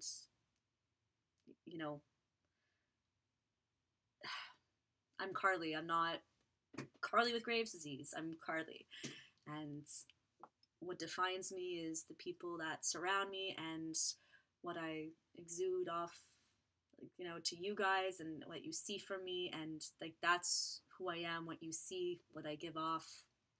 It's not what I carry on the inside, whether it be good or bad. I'm not my disease. nobody is, and nobody should feel as if they are. I have to fix this.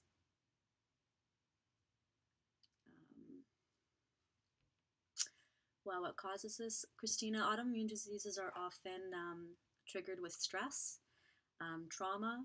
Sometimes they can be triggered with pregnancy. Not that I was pregnant. For me, it was stress induced. They're also genetic, so it's just important to always be checked. Seeing everyone reach out to you is so helpful. I've felt alone for a while now, but seeing your strength and everyone's acceptance is giving me hope. Exactly, Jason. So, again, guys, nobody is alone. Nobody should ever suffer alone. You know, for me, my biggest problem is that this is all still very new to me. And it's been a bit of a lonely summer for me because people don't really understand. I'm very fortunate for my parents because they understand as much as they can, anyways. So I do feel lucky in that sense. And I figured, as alone as I was feeling this summer, there's probably many other people out there who have felt alone for many years. So I'm there for all of you if anybody ever wants to chat about it. One thing that comes through in each of your videos is how good of a person you are. Thank you for sharing your talent with us and now sharing the journey you've been on. Thank you, Elizabeth. I try, guys. I try. I think it's important to always stay as positive as you can and just surround yourself with the things that you love and the things that make you happy, the people you love and the people that make you happy. And it's very important.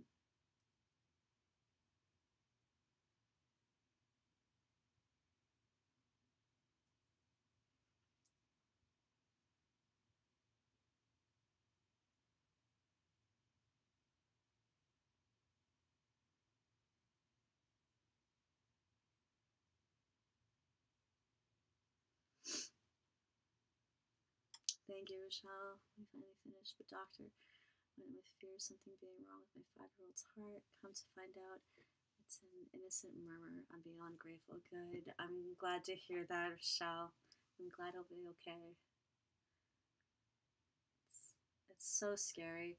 I think that's why people, everyone's always afraid of hospitals and doctors. I've been, and that's why I've put off getting myself checked for so long. You're afraid to find out that there actually is something wrong. But again, what's more important? Sometimes you need to find out that something is wrong before it gets worse, of course.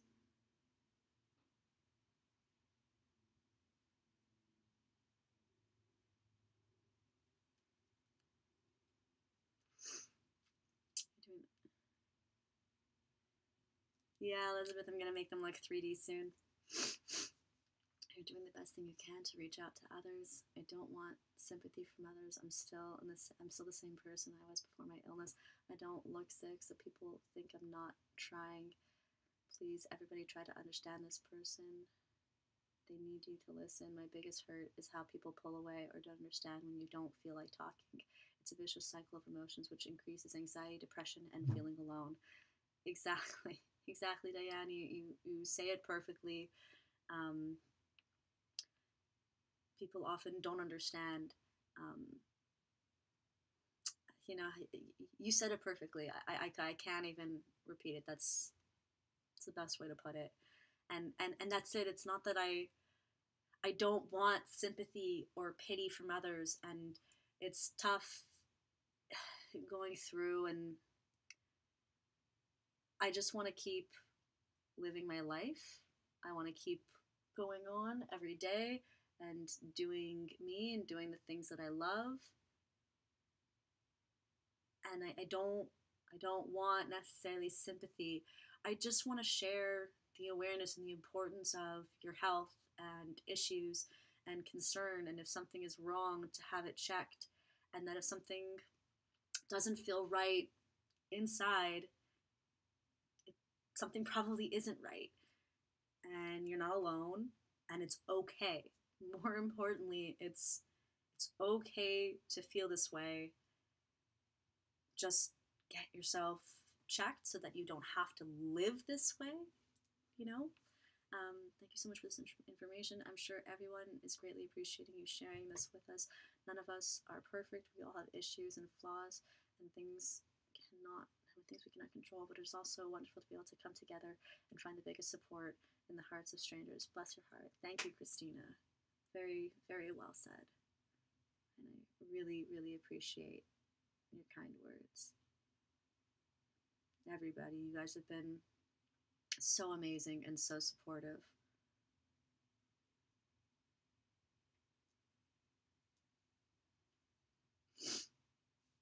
So, yeah, with having bipolar, a lot of people have it, but I hate to admit it, it's a form of depression, and there's days you don't want to get out. I've been in others where your mind just races with thoughts. Usually people are scared of my disease because the little they know is just the bad side of it. Exactly, Jason. So, unfortunately, with a lot of, I'll call it mental health, because a lot of these issues and diseases and whatnot will affect your mental day of life in terms of depression and anxiety and what you feel capable of doing and not doing. And it's so important to talk about it. There's so many, it shouldn't be taboo. It shouldn't be, your mental health should not be taboo. If you need to talk to somebody, you should talk to somebody. There should be absolutely no shame in needing a therapist, needing help, or just needing someone. You should never feel alone. And people should make themselves more aware of some of these issues so that they can understand their loved ones better who are going through it. And it's all about education and really understanding, because it's a very difficult thing to deal with.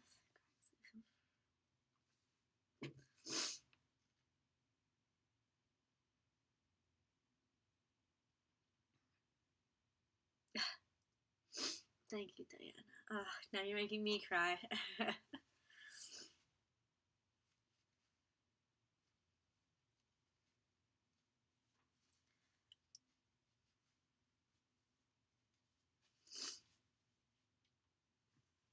Yeah, that's all you can really do. So Diana's thing is she likes to watch funny things and she prays.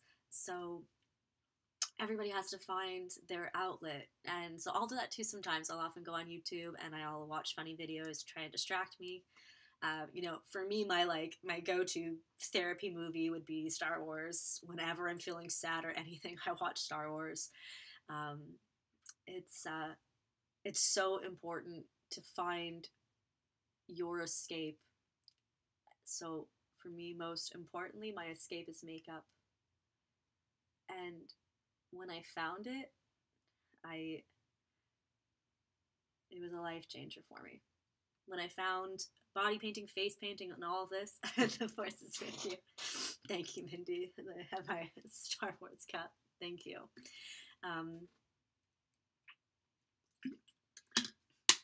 Makeup has really been my therapy and my go-to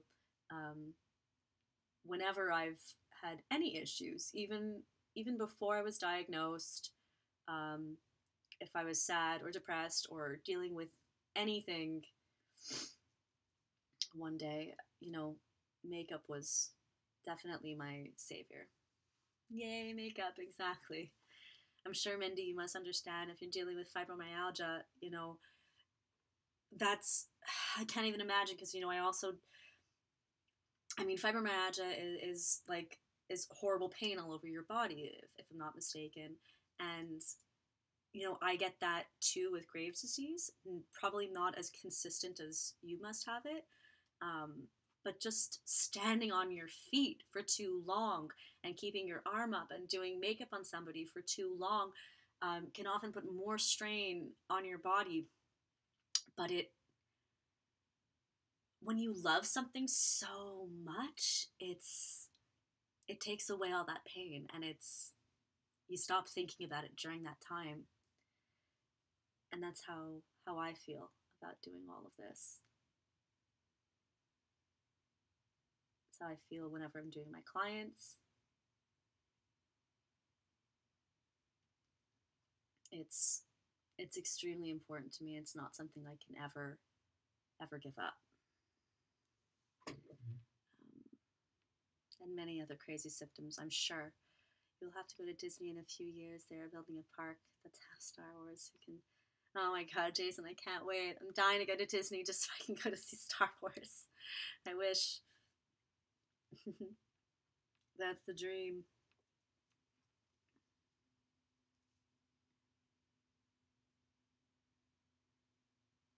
So I'd love to know, for anybody else who suffers or deals with any kind of issue at all, I'd love to know, like, what is your escape? What is it that you do? Maybe you can inspire some other people who are on here. Inspire me. I'm always looking for new stuff to take my mind off of things and distract me. So I'd love to hear from you guys what it is that you like to do that makes you feel better, makes you feel a little more sane again. What's your go-to, guys?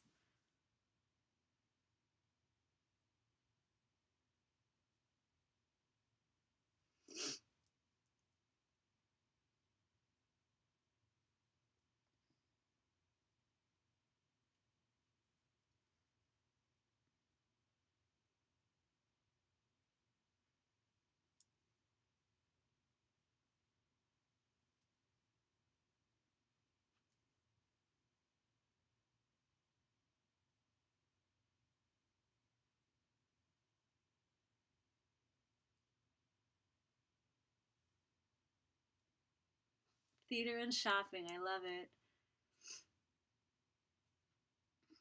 Prayers. Usually get lost in a book, like you said, just watch funny videos. Cool.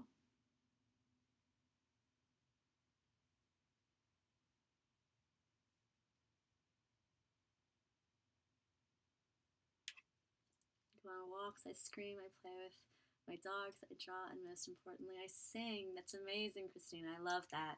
I also like to sing. It's a good outlet.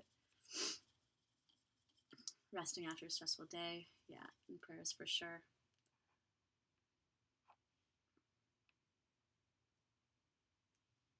Healthy eating, definitely. I love food in general, so food is often like good, like, a little bit therapeutic. I love to eat. Unfortunately, I never really feel well after I eat, which is very, very frustrating. But again, it's one of those things that I love, and I'm gonna keep doing. For me, there's nothing like watching Star Wars and eating food.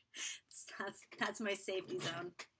A big bucket of ice cream in Star Wars. It's the way to do it.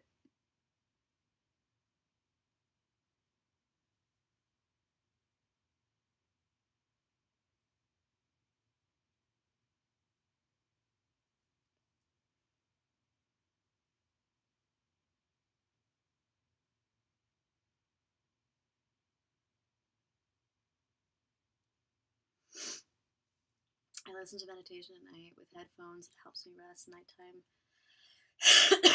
It's hard for me. I do a lot of praying, and I make a point of encouraging someone every day, taking focus off my pain. I do trivia games to make myself think and listen to music. That's awesome, Diana. I also like to listen to some meditation at night. I have an app that I listen to. I don't know if that's what you use. It's called Insight Timer, I think. And it's wonderful. Meditation is so good for you and so therapeutic, and that definitely helps with anxiety for me anyways, for sure. Call me about 30 days to healthy living. It can help you a lot, sweetie, changing my health and attitude for the better. 30 days to healthy living. All right, I'll check in with that. Angry Birds. I love it. Okay, so you're 30 days to healthy living. Yeah, it's all about healthy living, guys. I didn't do this guy's antennas here. I'm trying so hard to eat healthy. It's so important in this. Um, I'm trying right now. The hardest part is to go gluten free and dairy free, and it's not easy. I love bread and I love cheese, so that's a challenge in itself. Now I'm actually trying to see if I can go grain free, so even more than just bread. It's so hard, but these are the things that are apparently supposed to help, so we can see. Oh god, yeah, video games for sure. Me too. I get lost in video games. For me, my favorite. I'm obsessed with playing The Sims. Are there any other Sims players out there? I have been playing it for like 15 years now. I love The Sims. As silly as it might sound, it's kind of my escape from the real world. I love to just get into another life. It's another story, another one that I can create, and it's a life that maybe I wish I had or wanted to work towards and just get out of the difficult world I feel we are living in right now. That's what I'm working on. I start the program September 4th. We can support each other. That's awesome, Mindy. Yeah, I'll definitely be in touch with you about that. I'm very, very curious to hear about it.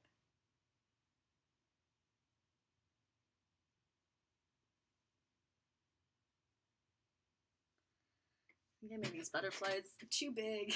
But whatever. They're cool. I can't wait to make them 3D.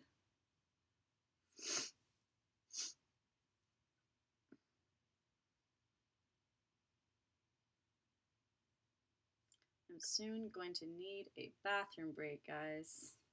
I've been on for 2 hours and I had a big cup of coffee before, so I might have to pause soon.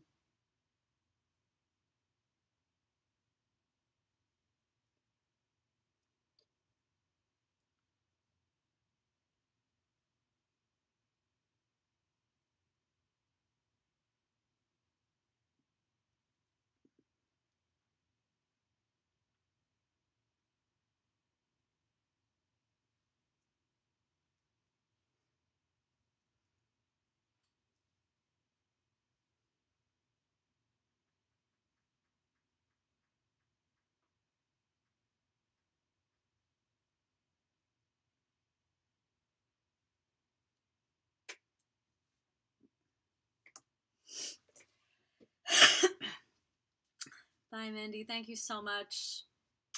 And we'll be in touch soon for sure. I played a few of the Sims games. I'm into a lot of sports games and first-person video games.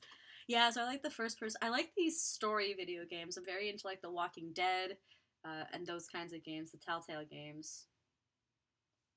I've been really wanting to play the Batman one. I haven't done it yet. I think it's Batman Origins, maybe.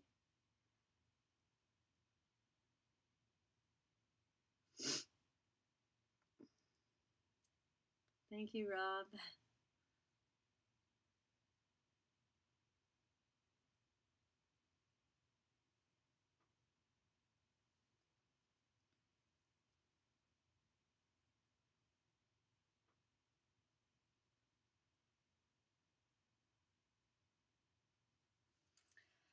Whew, okay, I want to finish this butterfly, and then I have to go to the bathroom.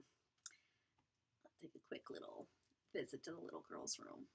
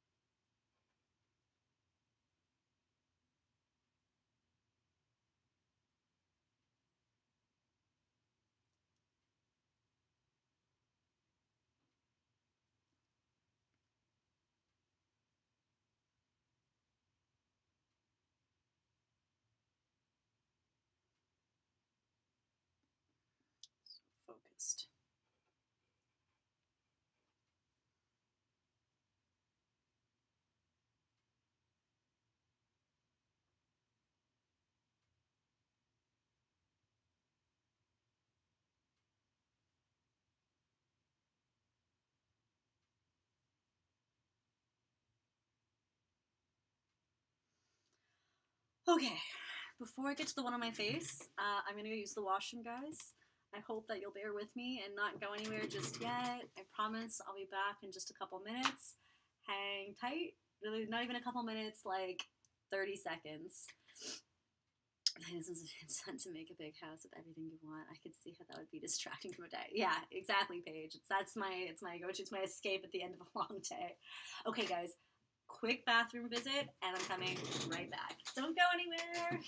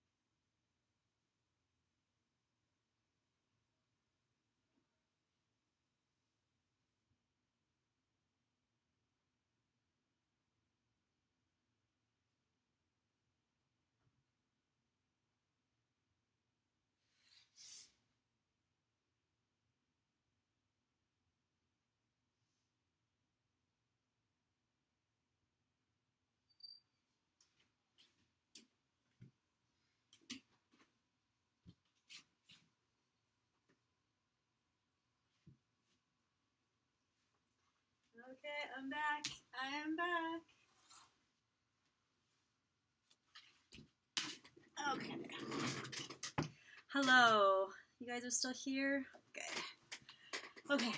I feel better now that I have relieved myself. I think I'm just gonna quickly hop on to Facebook here and just reshare this video so we can get some more people watching. Guys, if you want to do the same, please share the video. Let's get more people watching. So there we go. I am just resharing it on my page so more people can come on in and see what we've got going on. Now where's my pictures? Okay, I still have to finish coloring in these butterflies.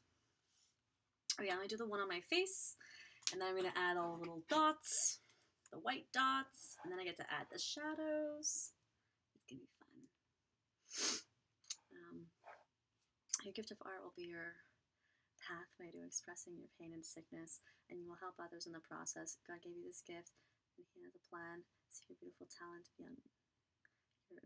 talented young lady. I can see you taking your gift to those that are sick and hurting. You're a great artist. Thank you so much, Diana. That really means the world to me, and that is all that I'm trying to do.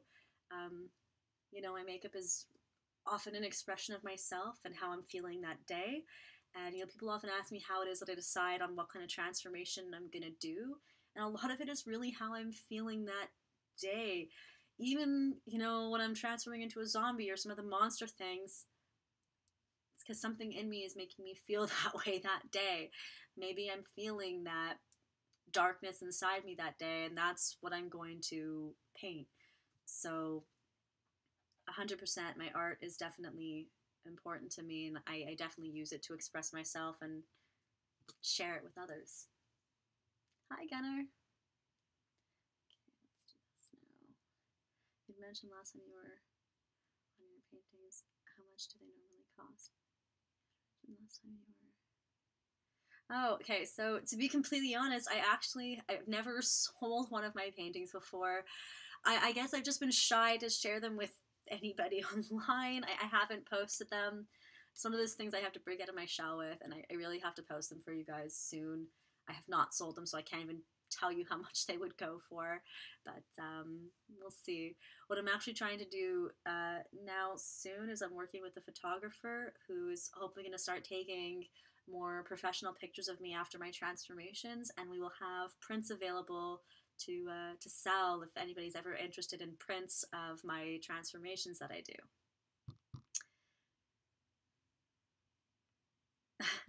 He's transforming into this great big butterfly. You'll see that in time. I really hope so, Diana. I really hope so. Transformation Tuesday. Really blessed to see your work. You need to post them. All right. I promise I will share some of my paintings soon.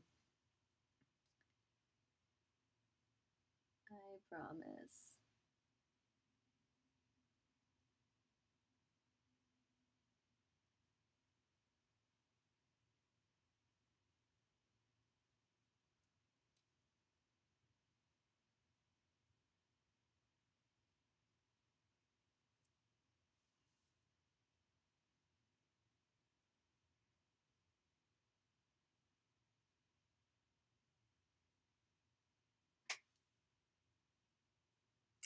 Well, that's kind of the long-term plan, Jason, actually, is that I would like to work with this photographer enough that we will have, oh, I can't talk for a second, that we'll have enough, I can't draw my cheek down, we'll have enough transformations to eventually do like a coffee table book. That's kind of my long-term plan. I realize I've got like hundreds and hundreds of transformations at this point, but I take all the pictures with my cell phone camera. And it's kind of a waste because the quality sucks. So I'm very excited to be working with this photographer. He's extremely talented, and I love his work. And hopefully, yeah, hopefully we'll make some really cool prints for you guys.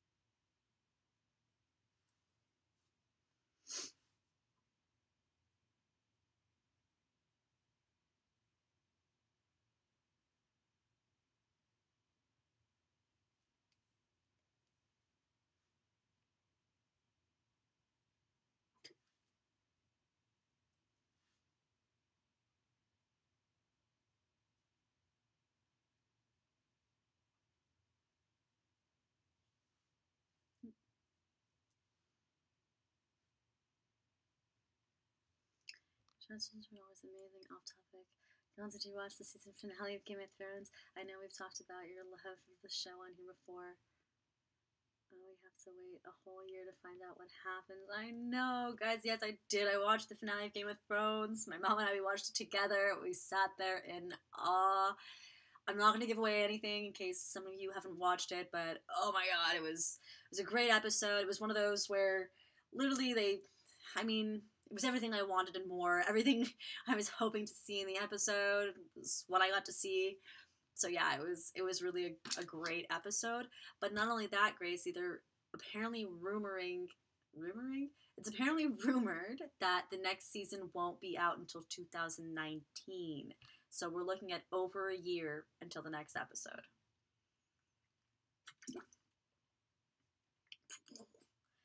I don't know how I'm going to wait. Like, kill me now. How can I wait till 2019? I'm going to go crazy. I'm literally going to go crazy. So I just ordered the first book off of Amazon. And I am so excited to read the book. Apparently, there's a lot more in the book that I've been missing out on, and I'm really, really excited. Yeah, unfortunately, well, I don't know. I keep hearing different things that maybe like beginning of 2019 because they haven't started filming yet. I heard that the actor who plays Jamie Lannister let it slip that they're going to start filming in October. So if they start filming the entire season in October, maybe it might be ready by late next summer. It's possible. But if it's not ready by next summer, often shows like this aren't going to compete with all the fall shows. You know, come fall, we have like Walking Dead and Westworld, and there's a million other things that are playing. So then they would wait until that time passes, until 2019, beginning of 2019, and then launch it.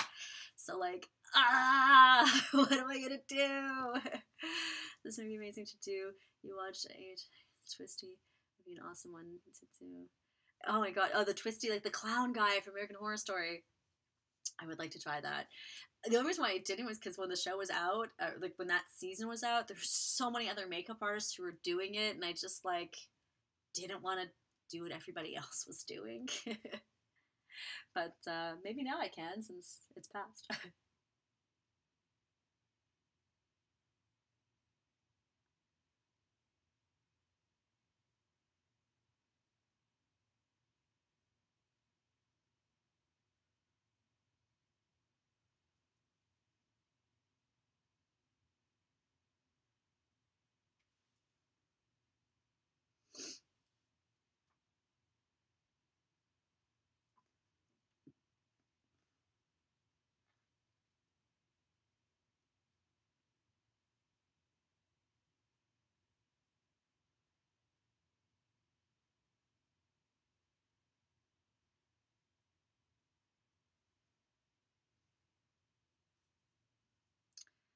I totally missed the Game of Thrones conversation. It's not coming out till next. So Paige, it's been rumored that it's not coming out until 2019. So like I'm freaking out about this. I've never seen Game of Thrones, but I love American Horror Story. It's my favorite show. I love American Horror Story too, but I'm getting a little bored of it. Like I feel like it's like almost passe or something. I'm not really sure. Like I have loved the whole series. The only one I didn't finish was the hotel one. I don't know why. Like they took like a winter break and then I never got back to it. But I should finish it. And I've watched all the seasons after it. I don't know. I'm like, for some reason this year, I'm not as looking forward to it as I have in the past. I'm definitely looking forward to The Walking Dead. Who's excited for that? Negan and Lucille. I'm very curious to see what goes down with that. I don't remember where they left off. I can't even remember the finale of Walking Dead now. I'm going to have to watch that again.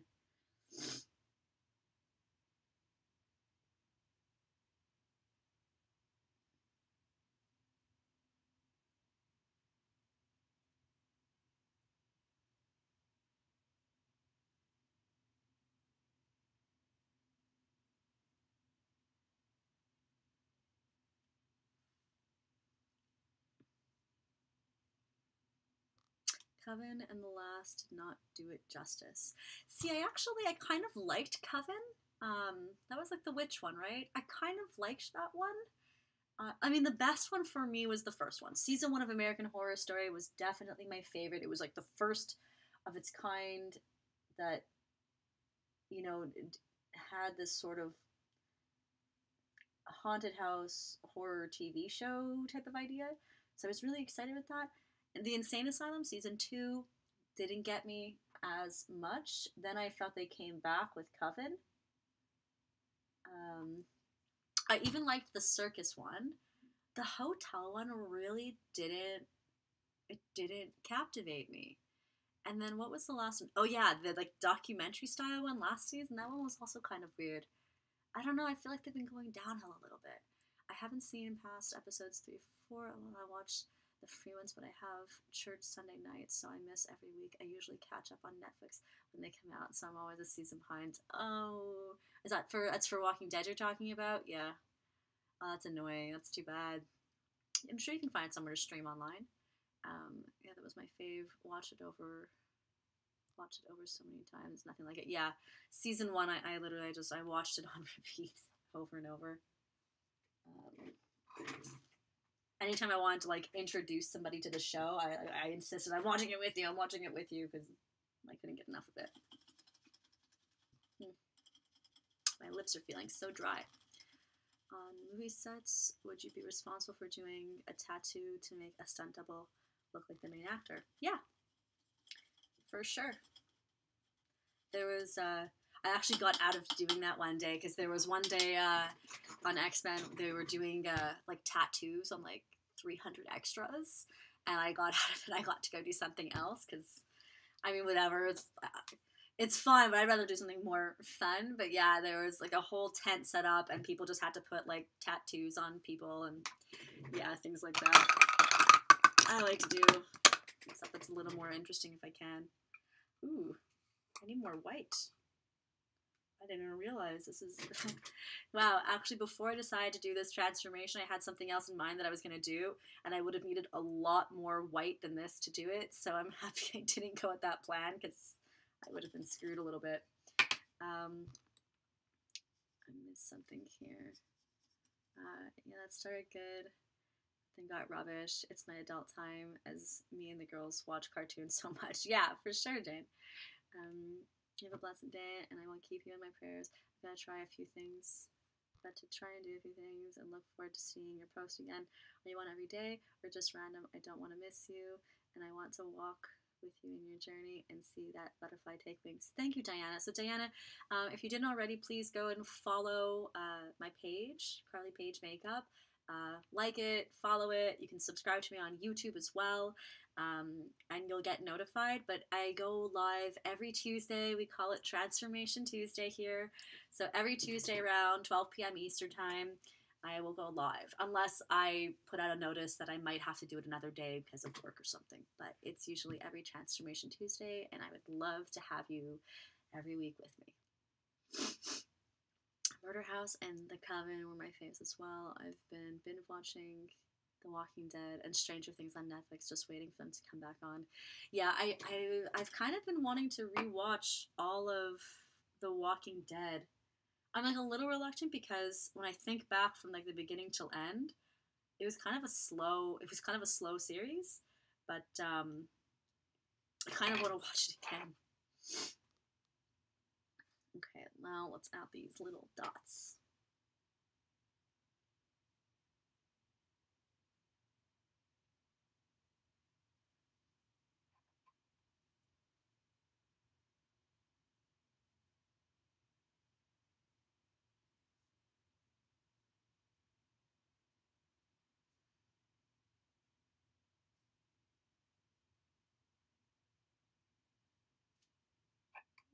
Can you see the dots? And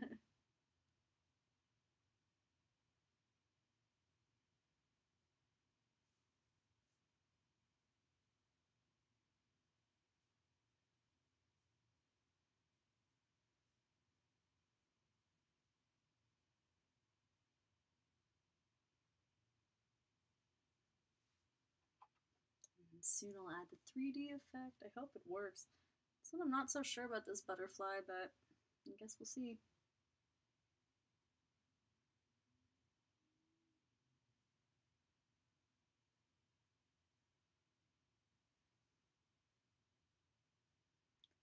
So some of them need a little bit of cleaning up. I brought some tissue paper with me so I can fix some of them. Yeah, show me those likes, guys. I like those thumbs up. Smash that like button for me. Hit those hearts.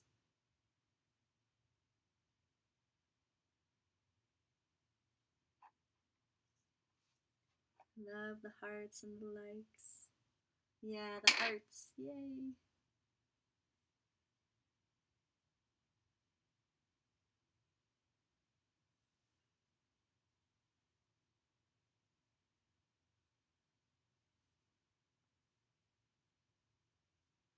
Oh, I love the hearts. Thank you so much, guys. I really appreciate all the love that you guys have been giving me today.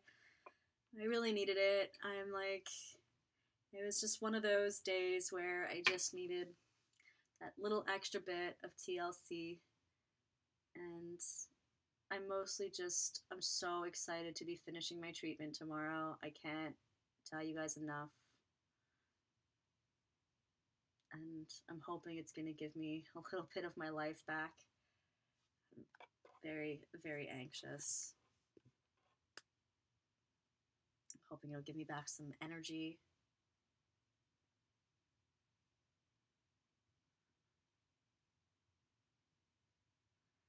I'm feeling anxious about what the doctor is going to tell me I got to do next. But whatever comes, I know I have the support of all you guys with me now, and I love you guys all for it.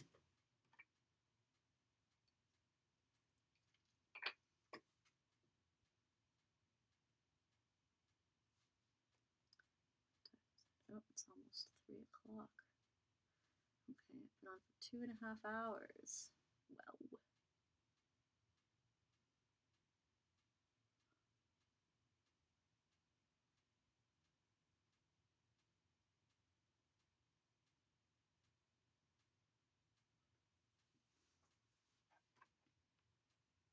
Oh, I missed one. Have you figured out which hair color you're going to use first? Oh, I figured out because of the one, all the hair colors that I posted. I'm still thinking about it, but I'm probably going to go with either the peach or the pink. However, I'm doing a photo shoot in a couple weeks, and I need to make sure I'm blonde for it. And so I have to postpone the hair coloring at least until after that. So by the time I'm done, we're probably going to be like almost well into fall. So I'm thinking I'm probably going to go with the peach first because I think it'll make for a nice transition color into fall.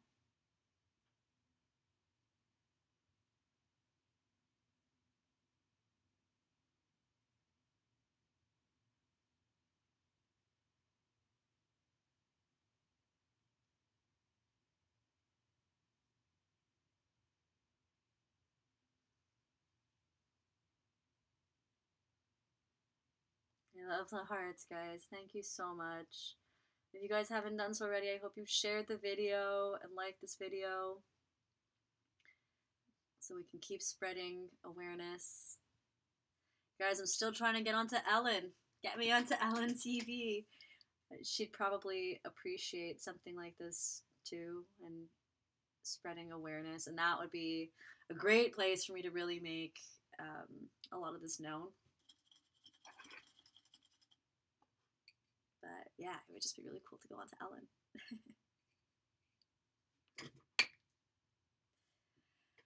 Okay, this is coming along. I'm not really sure what I'm gonna do with like the rest of my skin yet. I don't know. I think it's safe to say everyone is glad you are back. We missed you last Transformation Tuesday. I missed you guys too. I'm happy to be back. I was stuck in bed. And my plan and total intention when I was sick last Tuesday especially, was I was in bed and watching Harry Potter. And I thought I was going to get through all of them, and I didn't. I ended up making it through the first 2, and I don't know what happened.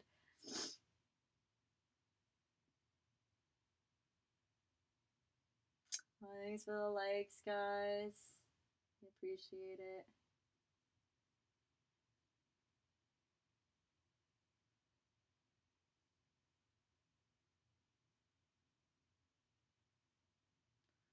Just trying to throw in a few highlights. Oh, thank you, Lindsay. Okay, I have to add shadows now and stuff to make it have that 3D look, but I haven't quite decided if I want like anything else on my skin or if I just want like just this. Maybe it's, there's something a little bit more pure about it just being the butterflies, I guess, and there being something else.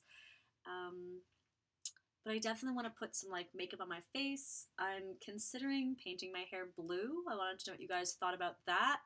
I'm trying to figure out what to do with the rest of this look, guys. So I'm open to suggestions.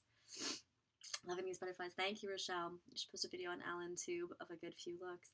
I should. I haven't figured out how to do it because my videos are all on online. I don't have anything like saved. I'm not really. I know somebody once told me that there's a way to save your videos that you post online, and maybe I'm just not tech savvy enough to figure it out. But I know there is some sort of way. But if anybody else knows and you guys want to share my videos with her, please be my guest. You're still in competition with that guy from a previous video. Maybe that's why he's not here today. He's fighting Ellen. Yeah, I think it's Benjamin, right? Benjamin, are you still out there? Some ivy would be cool. Yes, blue hair. Ivy, eh, Elizabeth? Vine leaves, yeah, Judy? That's what I was thinking is, do I want some, like, leaves on here? I really don't know what I want to do. I don't know what I want to do. But I do want to paint my hair, and I do want to put on some makeup, so when you finish the Facebook Live, after you finish it, you can choose to save it to your device. So that's my problem, is that I have, like, no space on my device. And I keep saving all the videos. I'm gonna run out of space. Plus, afterwards, like, I need whatever space I have on my phone to take like 100 pictures. So that's why I don't save the videos, because the videos are like almost 4 hours long sometimes. So I don't know what to do. Maybe vines, like scribbles. And that's why I delete things. Yeah, I'm horrible at that. See, my problem is that I don't even like. I'm not really even big on picture taking. My phone is just filled with pictures of my transformations. And again, I take like hundreds of pictures until I find the right one that I want to post. So my phone is just full, and then I have to take time and just dump everything on my computer. Blah, blah,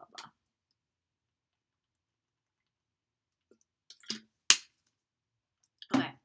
I think I'm going to go ahead and try and do something creative on my face. I'm going to keep it all very blue.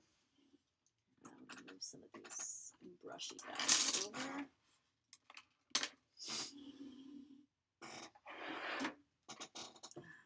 These ones are all clean. Okay. Oh, I should be washing my hands. I'm going to dip it in my bottle of water right here. I've got a little container I set up for dipping my brushes, but that'll do.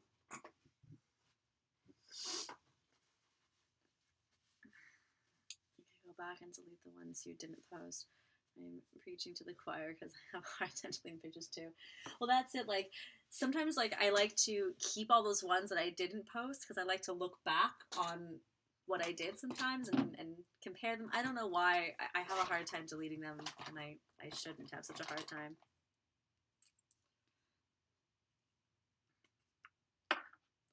Okay, I'm going to start with just some concealer under my eyes.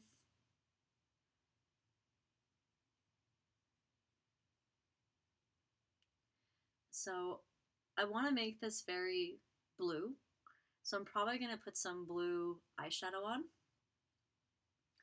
which I hate usually. Like, I hate wearing blue eyeshadow. I don't like how it looks on my eyes, but I'm going to do it anyways. Because blue is the color today.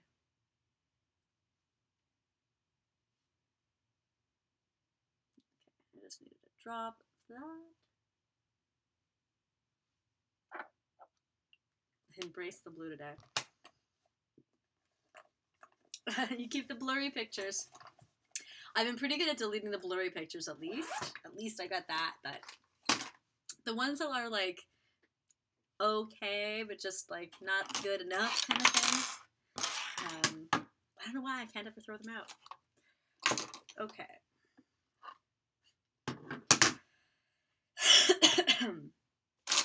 Let me see. I don't even know where to start. I don't even know where to start. I'm going to actually start.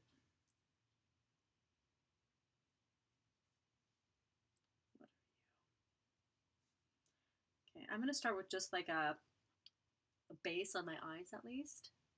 I'm not even going to use a primer for this. I kind of just want it to be a soft, smoky a little bit. Maybe I'll even make my eyebrows blue. That could be interesting.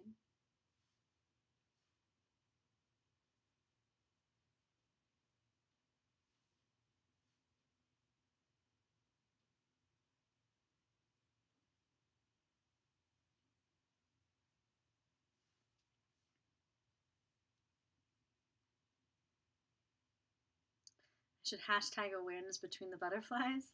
I'll like actually write a hashtag. Oh, like right here. Do you guys like that idea?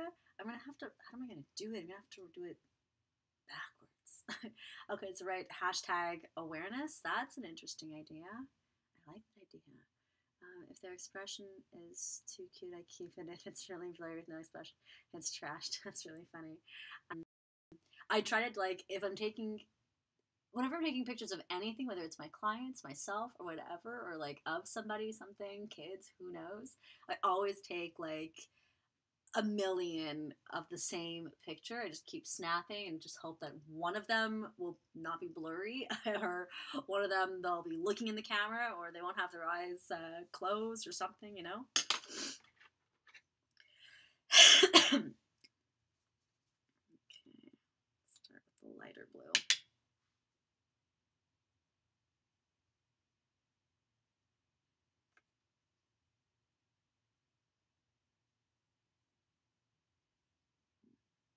What happens when you don't use a primer. It's so light. Ow. Great.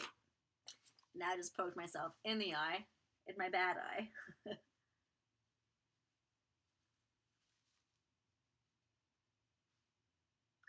So the problem with this eye, I don't know if you can tell, I can't even close it all the way, whereas this one closes all the way. Like I have to like do this to keep it closed, which I can't do anything with. So if I'm trying to put on any eye makeup, I have to do it with like my eye almost open.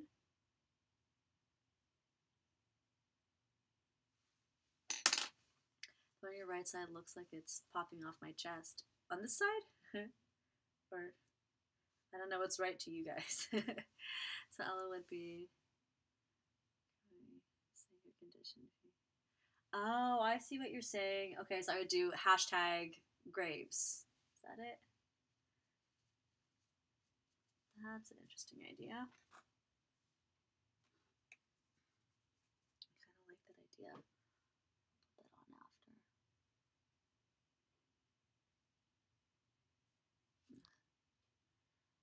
God, there's nothing I hate more than blue eyeshadow. I don't even know why I have blue eyeshadow. I hate blue eyeshadow.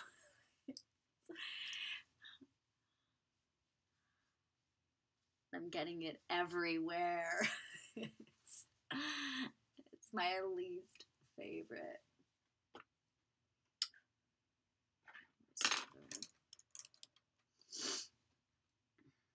The single one? What's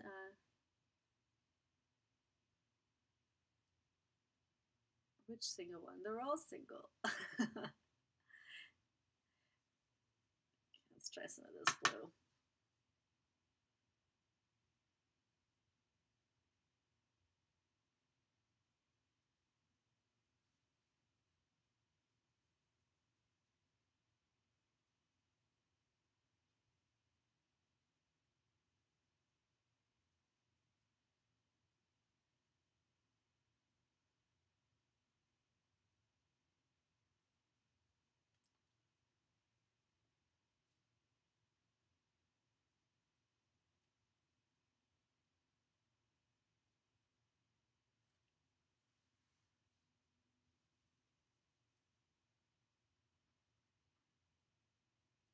Single bar, you have two on one side and one on another. The single one looks like.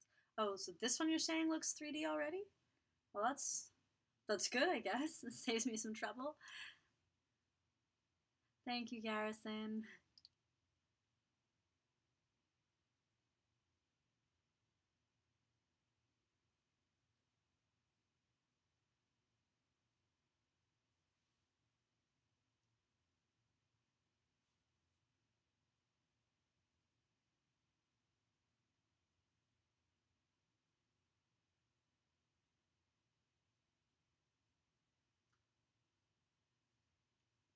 That came out a lot darker than I wanted it to.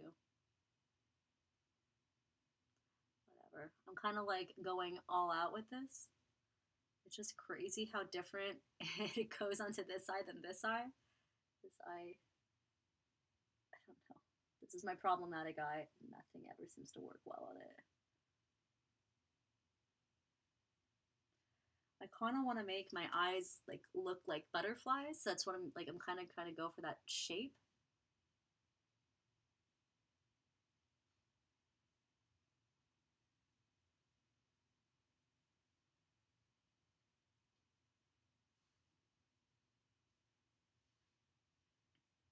I wish I had taken some Q-tips with me.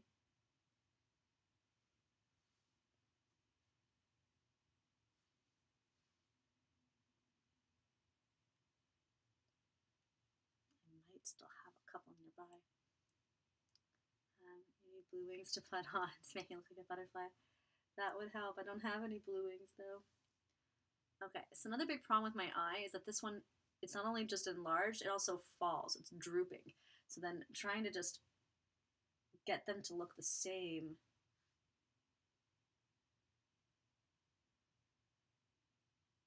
is a challenge in itself.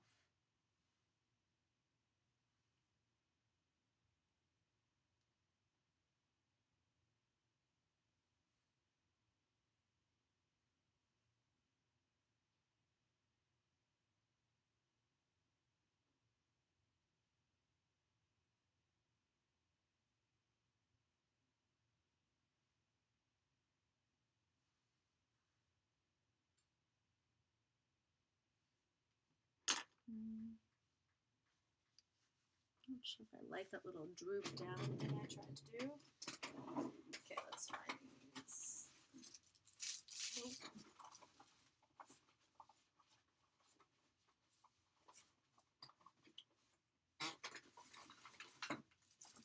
Alright, I've got a couple of these guys to work with here. Oh my god. This is what I hate. Look at all this blue eyeshadow. It's literally all over my face. Everywhere. It's everywhere.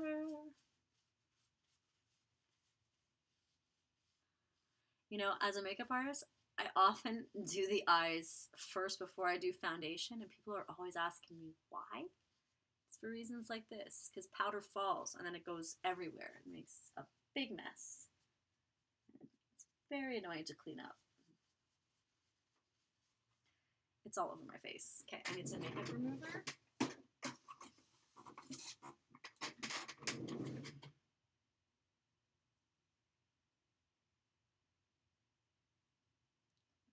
The end of this thing.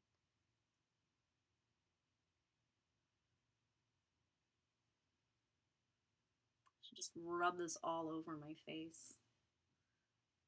That's pretty much what I'm going to end up doing. Here we go.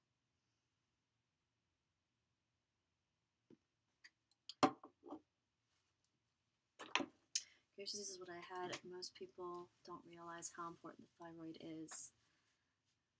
I don't remember a time when I thought I was losing my mind, not to mention the eye pain and feeling like I was being choked from the inside, living on 21 pills a day for heart issues. All of your vital organs are running a marathon 24/7. After complications from removing it, I coded from blood clot. Thankful God had his hand on my side. Wow, oh my god, it's Tracy, I had no idea you had all of that and now you have fibro. I feel for you, Tracy, because I know exactly how you feel, and it's really, really, it's horrible. And you're right, most people really have no idea the importance of the thyroid, why it's important, why it has to be working perfectly. And that's what makes the disease so frustrating. Even like doctors don't even really realize how important it is. Like, I don't know, they just kind of accept things too easily, I find. And everything just kind of gets overlooked.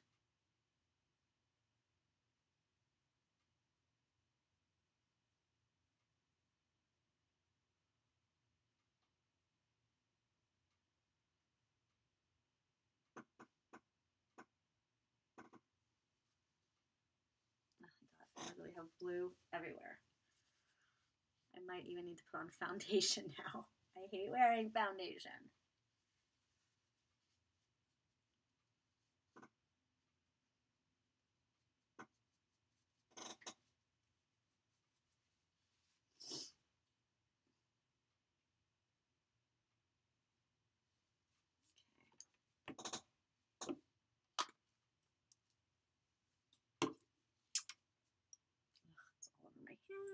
Okay.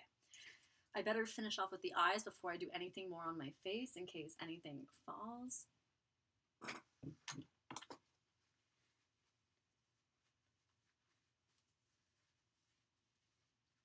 Yeah, that's exactly it, Jason. People often overlook a lot of things, and since this has happened to me, I've been more aware of other issues in the world and other diseases and other problems that people must face on an everyday basis. Um,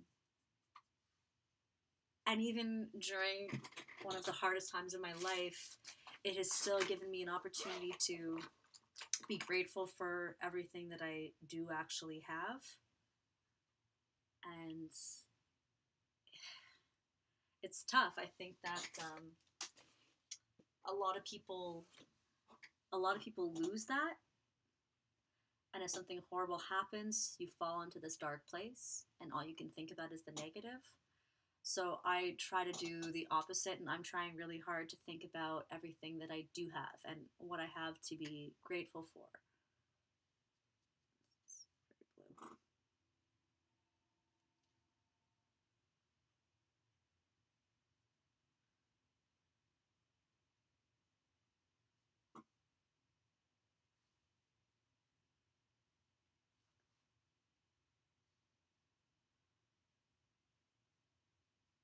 I don't want to get stuff on my little butterfly here. I guess I should have saved that one for the end after I put on makeup. I honestly didn't think I was really gonna put anything on, but I'm feeling a little more creative. I want to do something. Oh my god, there's just blue everywhere. There's blue everywhere. I can't stand it.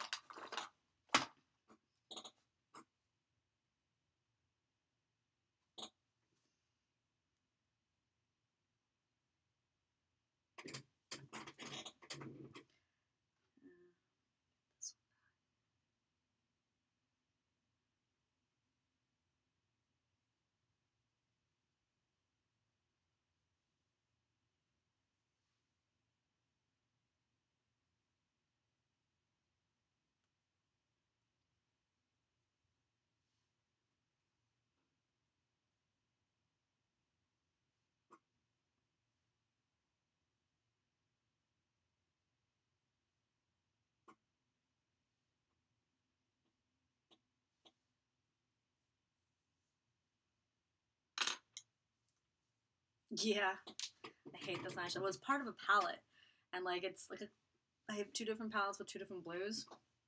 Well, actually, one of them I used for something else, so it's totally finished. But for the most part, like they're not even touched.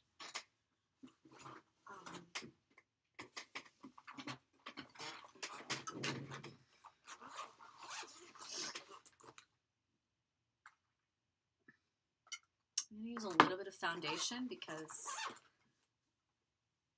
I feel like there's blue all over my face. So I'm gonna clean that up and somehow not interfere with my other little butterfly. I might have to adjust that one afterwards. Hi, Shalea. Hello.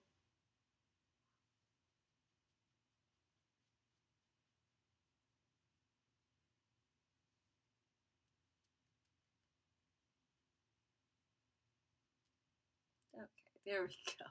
See the things that foundation can do. I just had to even everything out because I felt there was blue everywhere.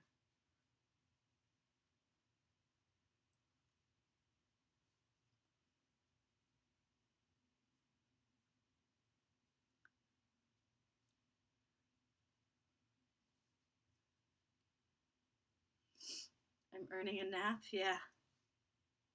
I'm definitely gonna need a nap after this. It's been almost 3 hours, guys.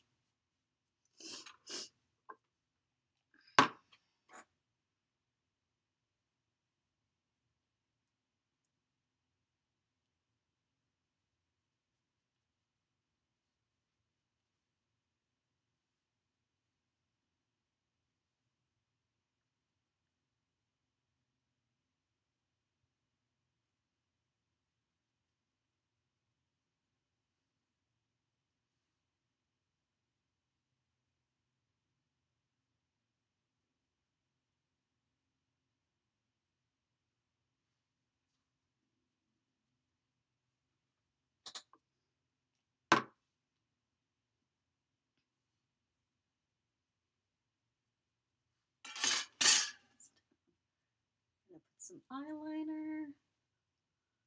So what do you think? Should I make my eyebrows blue?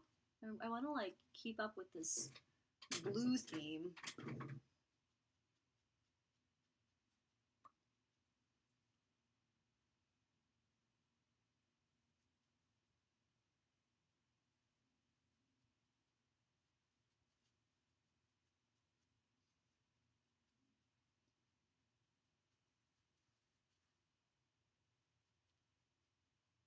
I also have blue lipstick I'm going to be putting on.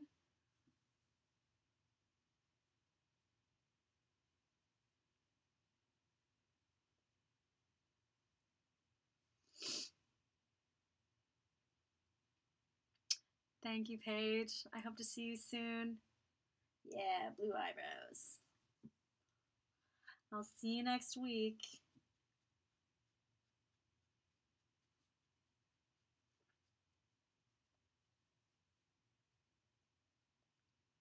Maybe a bit of both. A little bit of both, light and dark blue. I'm not really sure.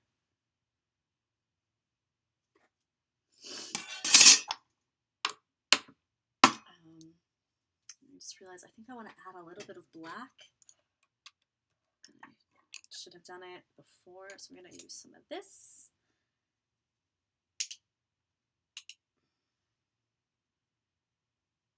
Because I want my eyes to sort of resemble what I just did with the butterflies. So I just have to add a little bit of black here. See, I didn't want that to happen.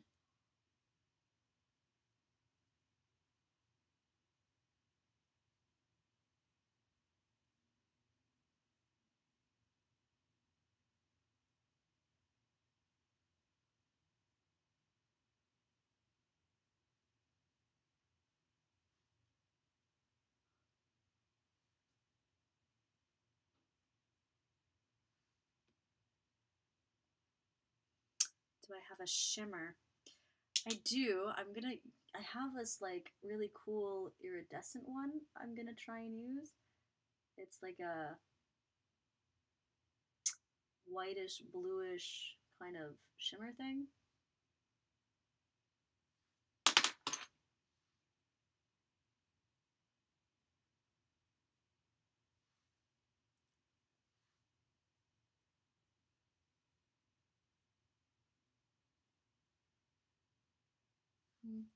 You don't really see the black, but just gave it a bit more detail.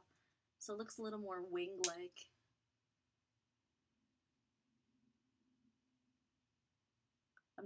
This is definitely not like a everyday eye makeup look, guys. I'm doing something a little more creative, a little more different here.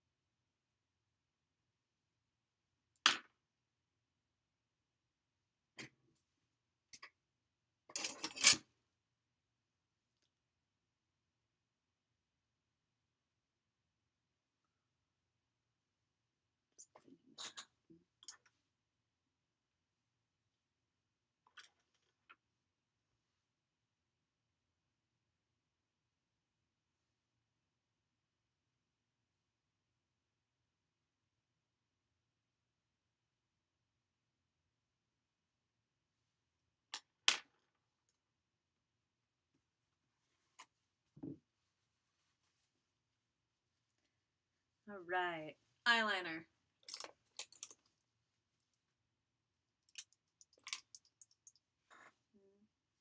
don't know if I cleaned it. Dip my chances. Okay. Oopsies. My brush. Oh my god, I haven't put eyeliner on myself in so long.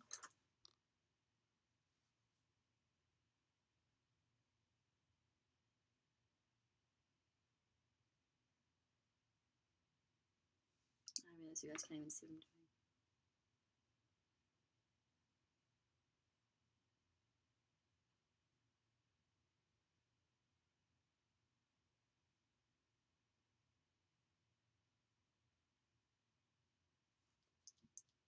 It's just about time for a new eyeliner.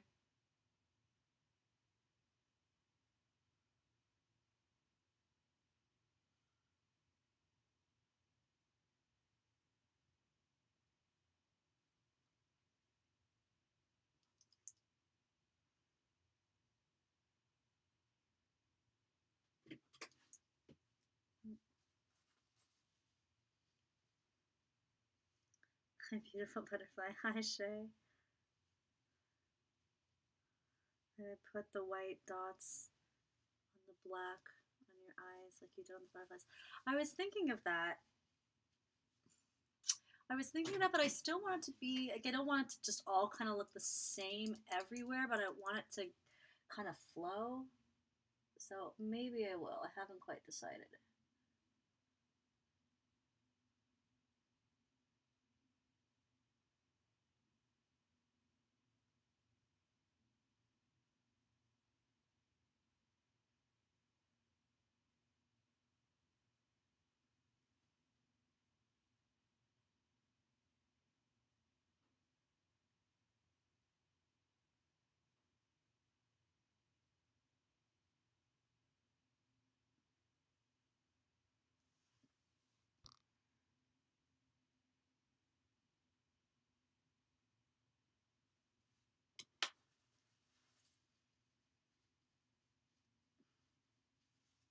I always try to do the corners of my eyes, and it's always a mistake. I can't ever do the corners of my eyes. They just tear immediately, and I make a mess. So I have to take that off, and I'll put something else there. This is why I don't usually wear eyeliner, ever. It just doesn't work on me. I still feel like I have blue all over my face.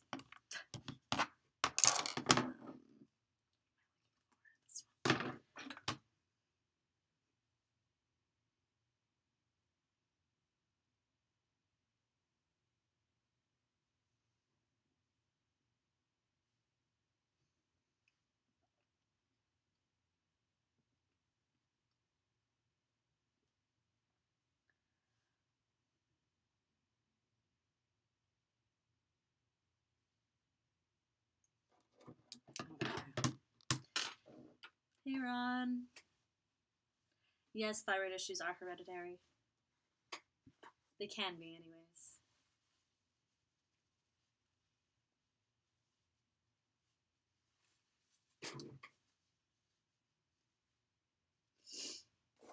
Let's throw in some mascara.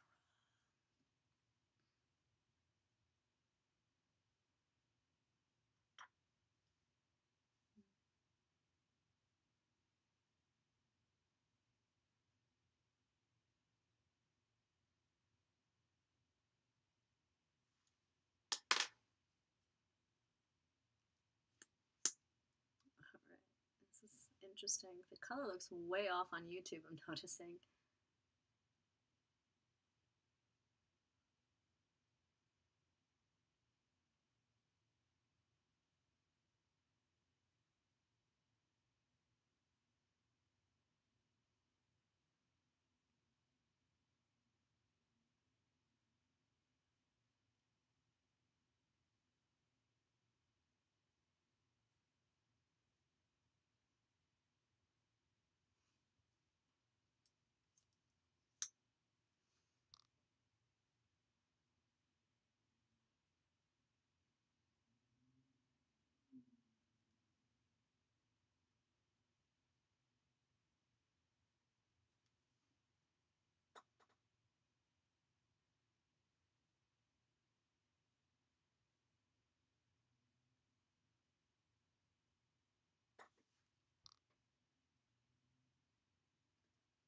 still have to add the 3Dness. Okay, let me finish up with the eyes. Gotta do a little bit of something on the face, something with my eyebrows. Almost there. Oh, and my eyes won't stop tearing. See, this is why I didn't do my eyes first, but then it gets into other issues.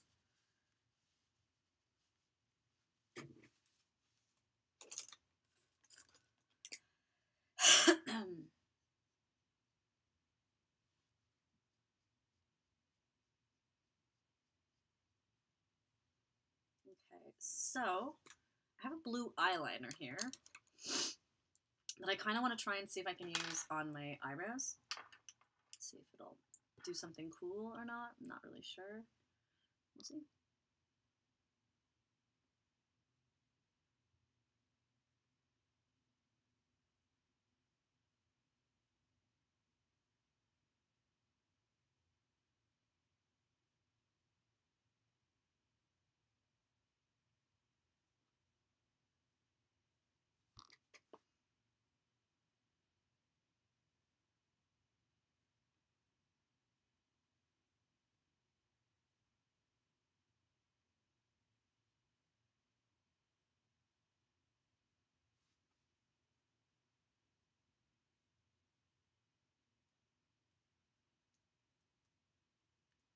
There we go.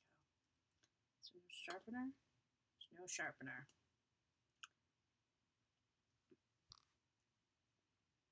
I don't even think of anything beautiful that. Thank you, Ron.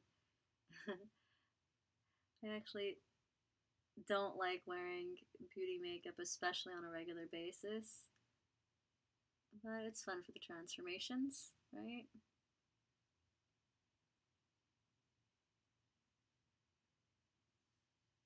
Go, blue eyebrows.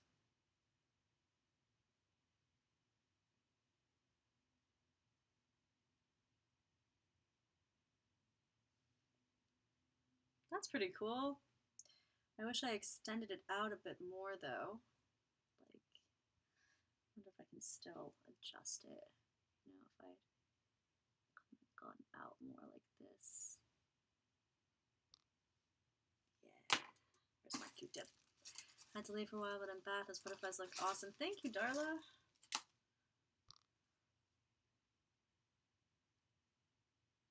gonna go over that with some stuff after.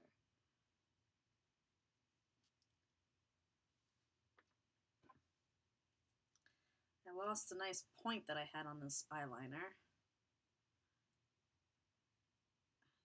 I don't know why. I'm not getting anything out of it really, but I'm gonna keep trying.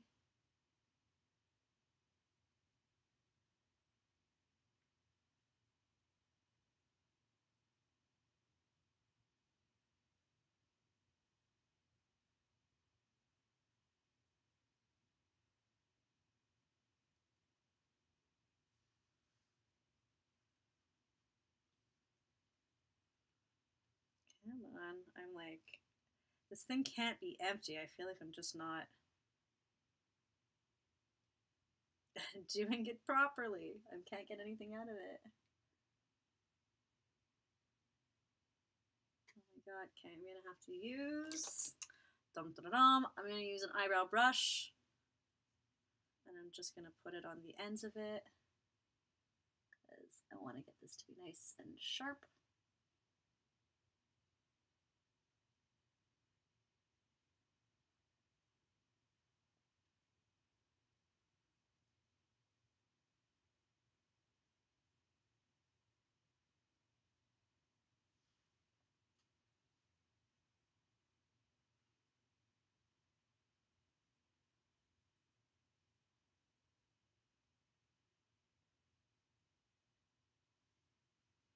Hey, Selena.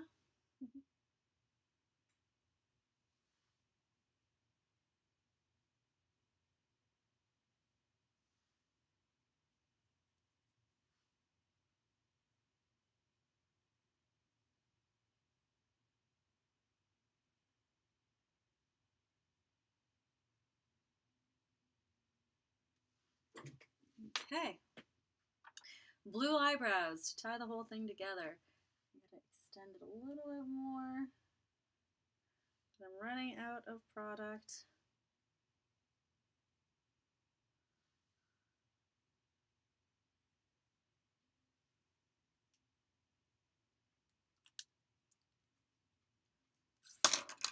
Way.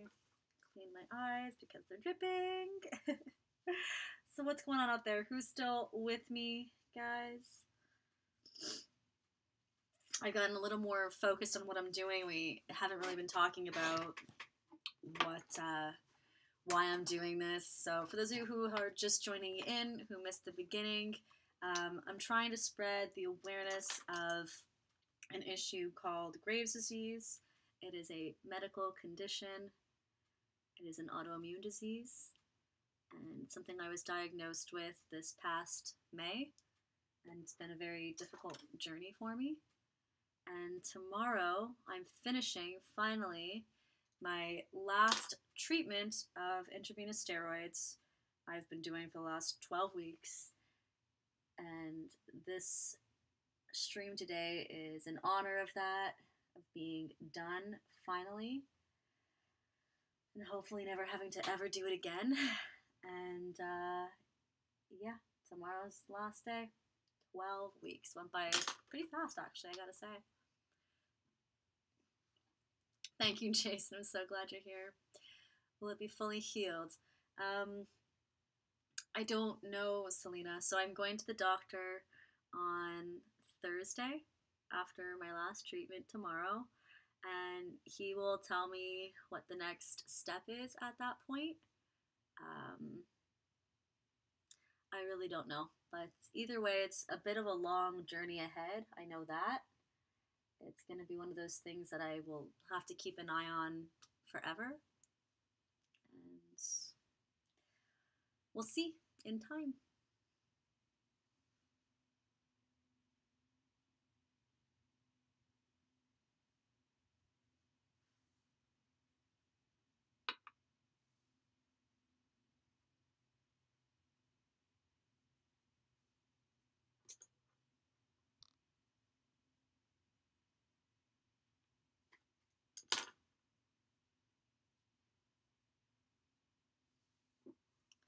Thank you, Jason.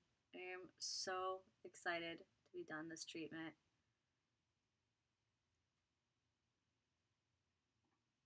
It has not been fun, and it literally ruined my summer.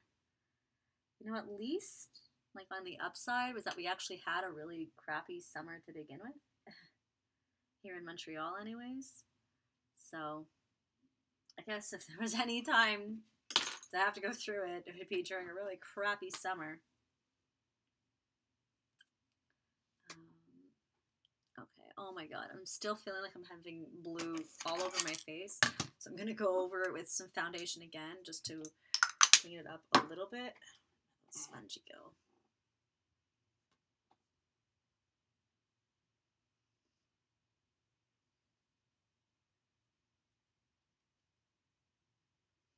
But yeah, when I was first told that my treatment would be 12 weeks, that felt like forever to me. So I'm amazed that I'm done, that this is it. Because it seemed so far away from the finish line.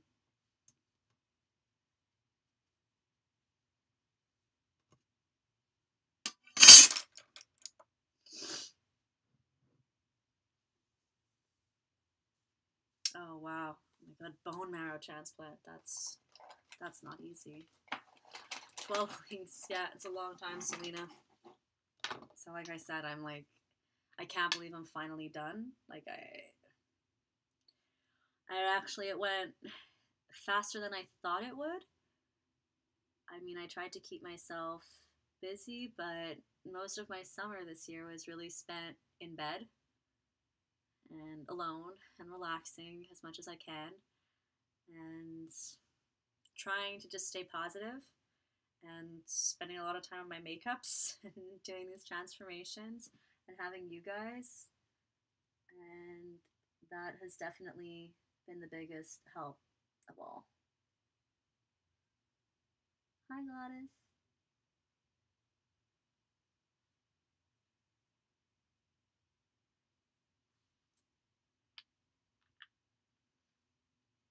kind of want to do like a blue, like blue contouring also. I don't know if it's too much. Maybe I'll, you know what? I'm going to use this. I've got kind of this purplish color, so it might help. That's like 3-4 months. I know, Selena. So it's been my entire summer. I was diagnosed in May, and here we go. We're at the end of summer.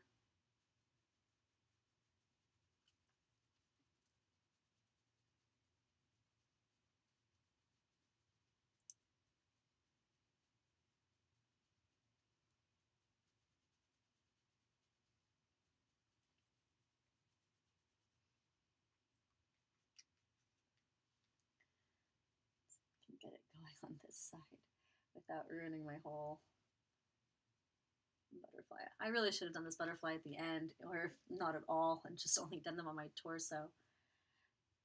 I gave myself a lot of extra work for nothing here.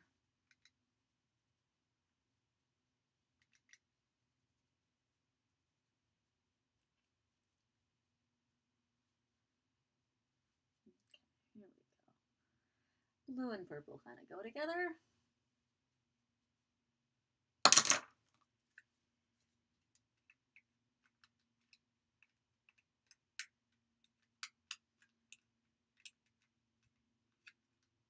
So I can't close this.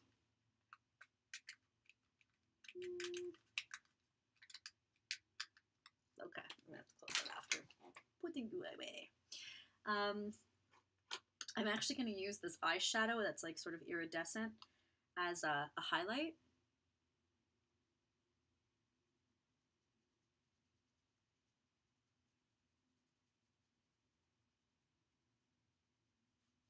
Am I doing it on time? Oh boy. Hi Isabel, thank you. Kisses. I love, you know what, I've had this eyeshadow for a couple years now, and I've never really had much opportunity to use it because like I'm not so into the iridescent look, especially on the eyes. But it's really fun for this transformation. I build models I run into. I should have done this different. Save some time often. I also have been working on art about the blue butterflies, although on paper form. Oh. Well, that's interesting, Selena. Well, Selena, since I think you probably missed the, I'm gonna have to go over this butterfly afterwards. Since I think you probably missed the beginning of this transformation, the butterfly for me is symbolic of the thyroid. So your thyroid, it's like right around here, and it's butterfly shaped. So the butterfly is representing my thyroid issues. And blue is the color that is symbolic for Graves' disease. It's the awareness color for Graves' disease.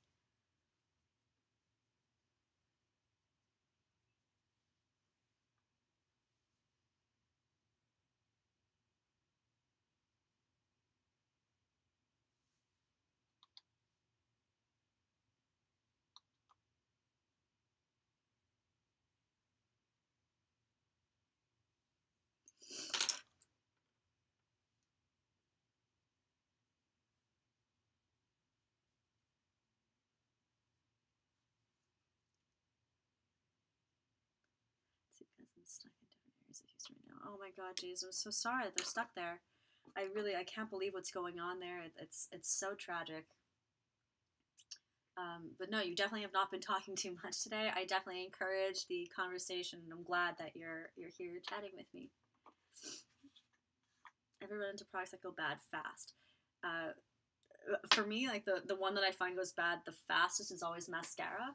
And there's definitely times where I open up mascara, like one quick smell, and I realize, oh my god, it's not okay. I'm just gonna clean this up a little bit. I'm gonna go over this butterfly because it's gotten covered in shadow and stuff, so I'll have to fix that after. There's definitely not much more I want to do on the eyes. I really didn't. This is already more than I wanted on the eyes. I didn't want that to be all the attention. I'm gonna put lipstick, and I have to paint my hair. I'm going to do the lipstick now because I keep biting my lips because they feel really dry. Nice. It's good that you bring awareness of it in an art form because you're really talented. Thank you, Selena. Okay, so this lipstick is a blue lipstick. So my mother and I, for those of you guys who know or don't know, that we're launching our own line of lipsticks. Very soon, you're gonna get more notice on this very, very soon, I promise. This was one of the colors that we had made and we were considering putting out, but we're not in the end. So it's not part of our launch. It might be part of a future launch, but we ended up deciding against it, that we realized most people don't really need a blue lipstick, and it's really more for the creative types. But I do still have our prototype, so that's what I'm going to use today as my blue lipstick.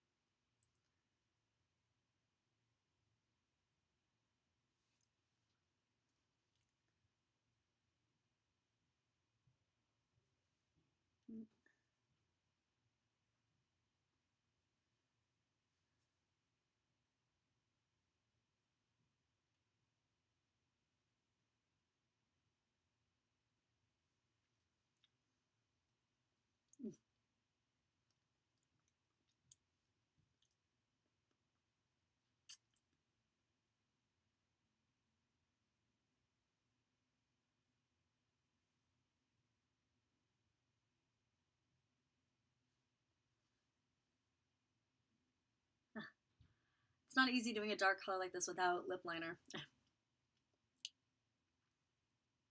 There you have it.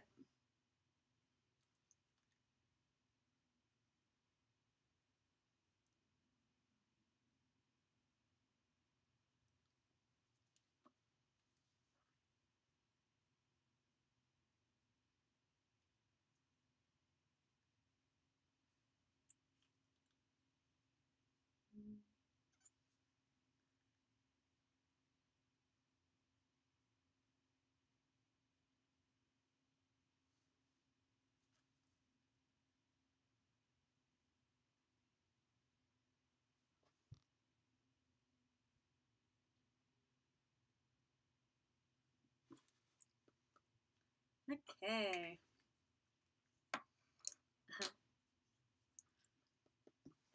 Okay, so am I going to be the model for my makeup line? I'll be one of the models.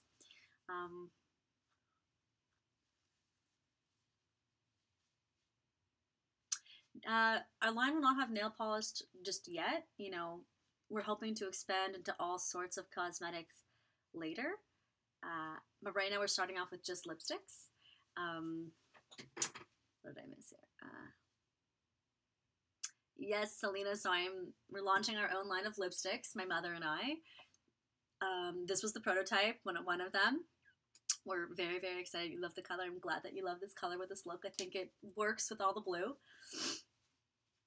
So yeah, we're making lipsticks right now. They're in Italy being produced, and we're very, very excited to receive them. It's been a long time coming that we've been working on it. Lovely. Oh, thank you. So we're very, very anxious to launch, which is coming soon. Move some stuff over. So yes, guys, so if you don't know already, the lipsticks will be entirely organic, cruelty-free, vegan, paraben-free, gluten-free. It's going to be all good stuff.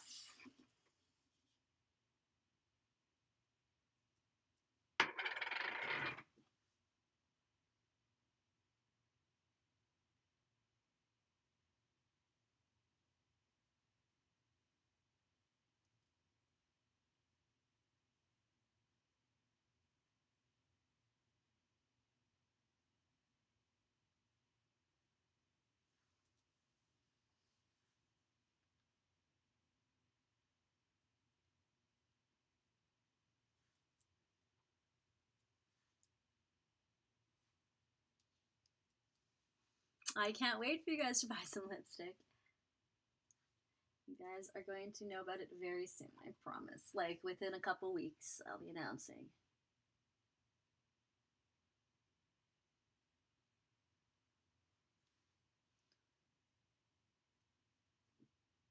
So right now it's going to be sold online.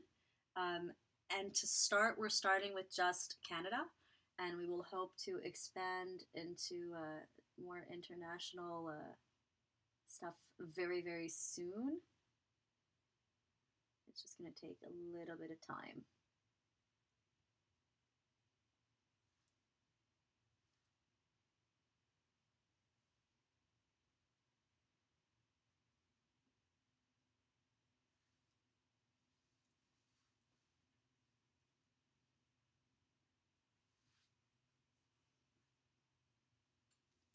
Ah, it's really interesting, Sean, for sure. I hope I remember that, because we're definitely not we're not doing nail polish too soon. We have other ideas in mind first, so it might still be a few years away before polish.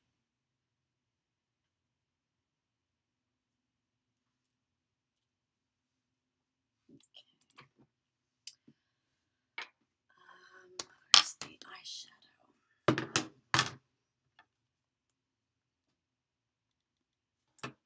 So I just realized I'm almost 4 hours in.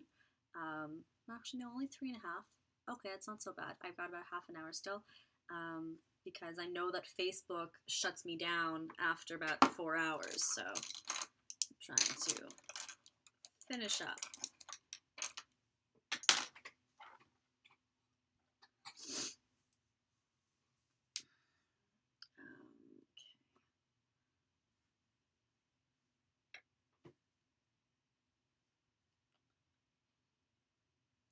Now is when I have to figure out like my lighting, like how everything's going to be.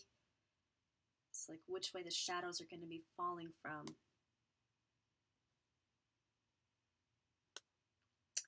This is where I'm trying to get the idea of the 3D look on the butterflies in terms of lighting. So I've got my light, so I have to think out loud with this a little bit. So I think I'm going to have light kind of coming down this way, making the shadows be cast like around, like in the underneath. I think that makes the most sense. There's colors out there that should be non-existent. Oh, interesting.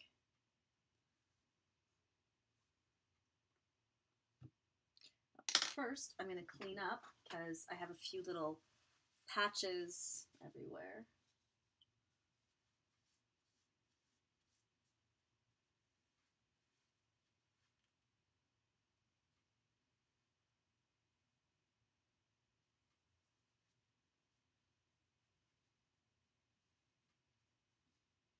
That's going to need a lot of fixing. Okay.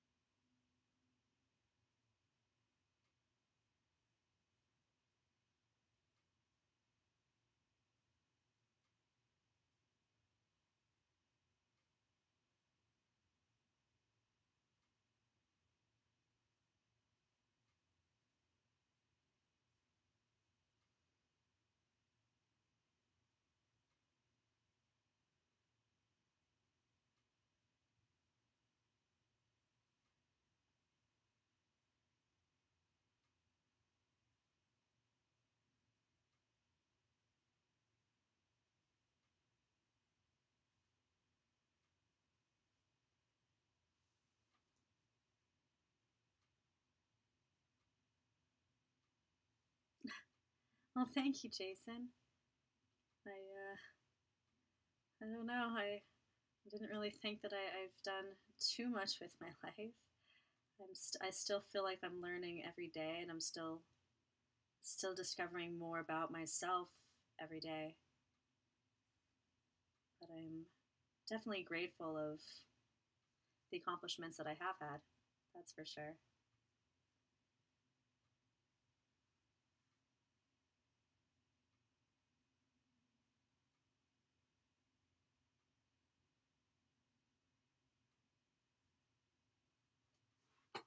Oh, that's cool. It looks so cool on the screen. Awesome.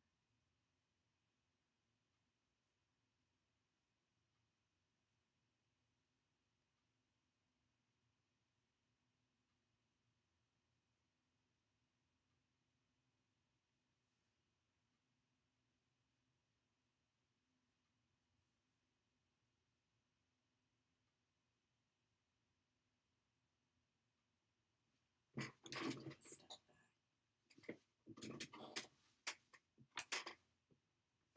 Interesting. Very interesting. I remember. Yeah, I'm in hockey country, but I'm not a big hockey fan, like at all. It's too bad. I'm like one of the few here.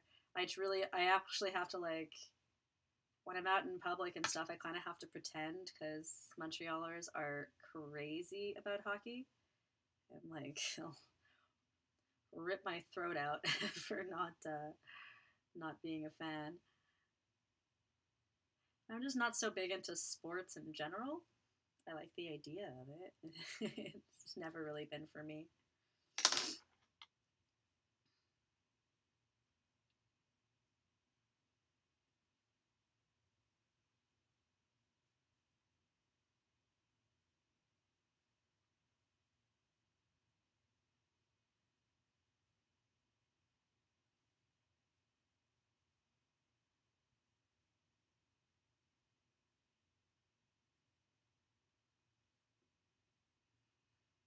Okay, we got one 3D butterfly done.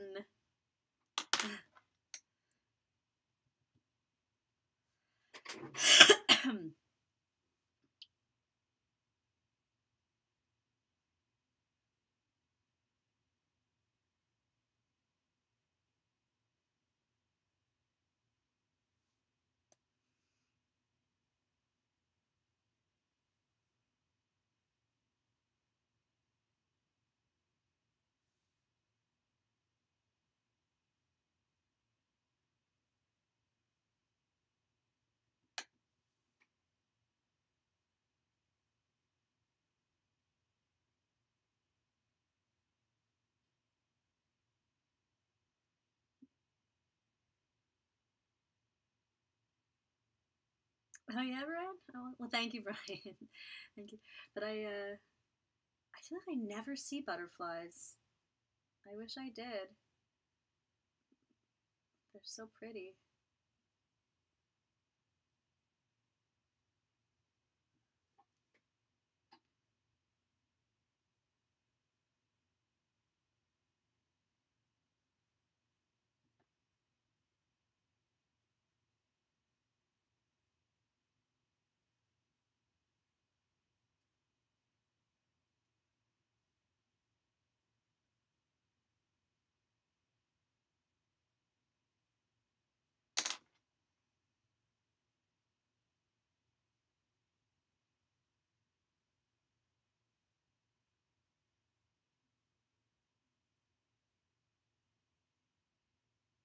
Hi, Erin. How are you?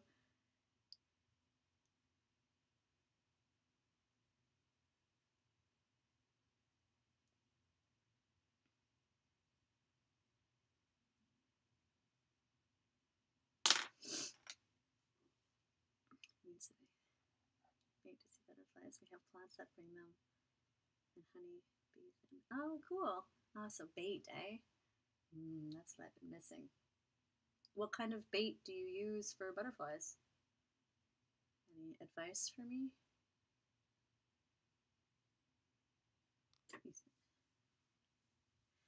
You can try to raise on yourself. It doesn't take long and isn't very expensive. Raise some, what? Did I miss something?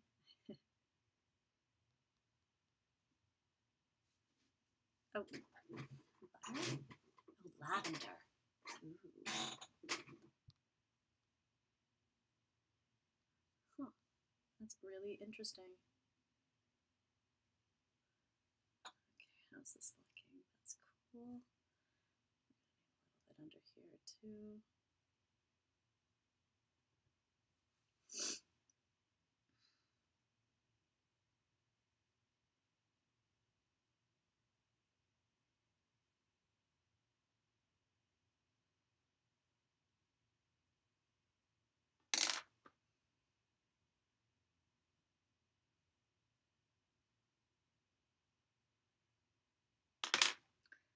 I'm so happy with how this is turning out so far. Like, the 3D makes all the difference, and this is really what I've been waiting for. I'm even gonna add just a little bit of the antenna here. Hope that'll read as the shadow.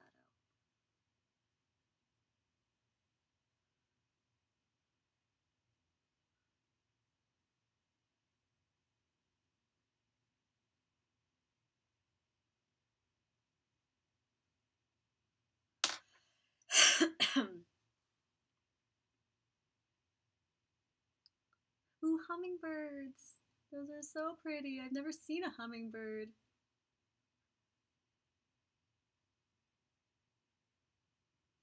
Okay. Oh my god, I've got butterflies! Thank you, Greg.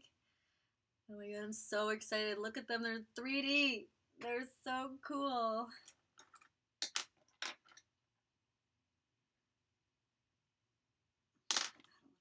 This one. It's a little less scary than the 3D spiders I once did. Do you guys remember those? Those were fun though. Oh my god, it's so cool. I'm so excited. Okay, I have to do it on my face and I have to do the one down here.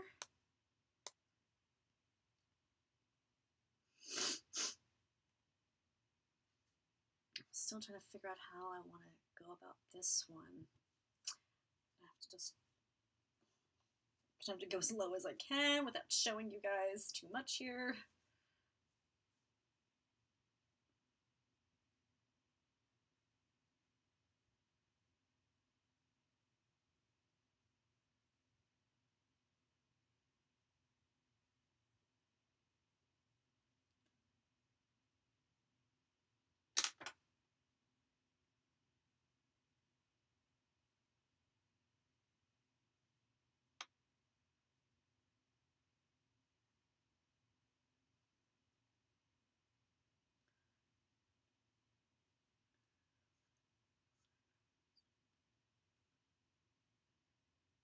Oh my god, I never really thought of their calorie count actually.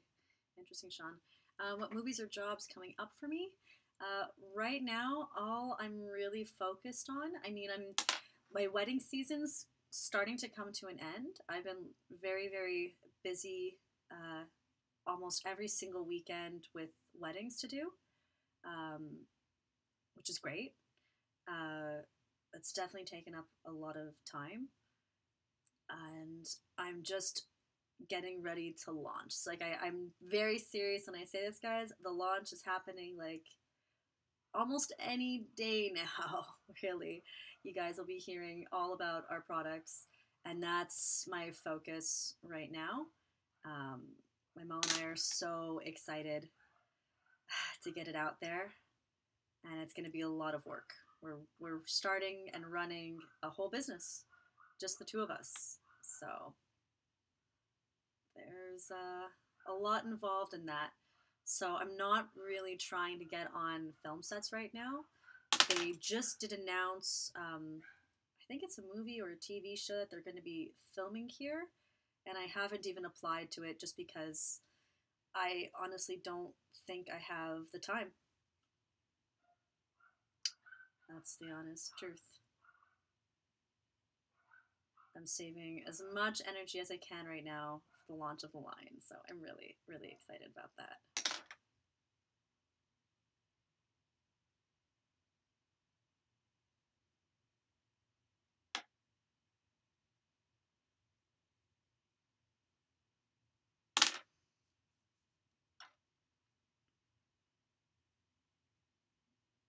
Maybe a special shipment to my transformation followers. I'll make sure we get you guys a discount code, but that's probably the best I can do. Yeah, my dog's going crazy. The doorbell just rang.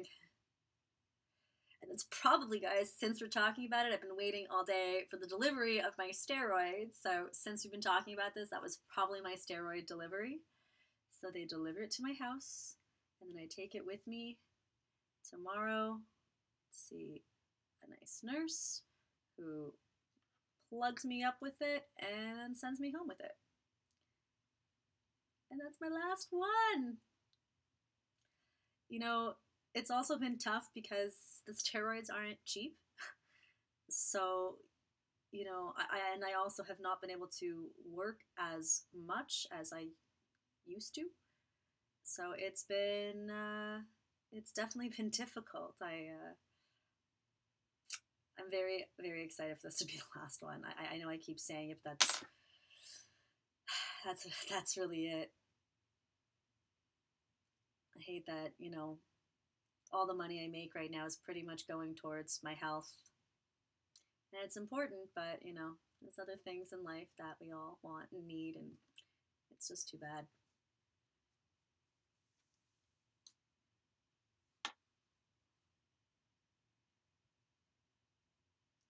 Oh, I can't wait to let you guys know where to buy the products. It's going to be online. We're going to have a website, and I'm just not sure yet about, you know, international stuff, but we are working on it.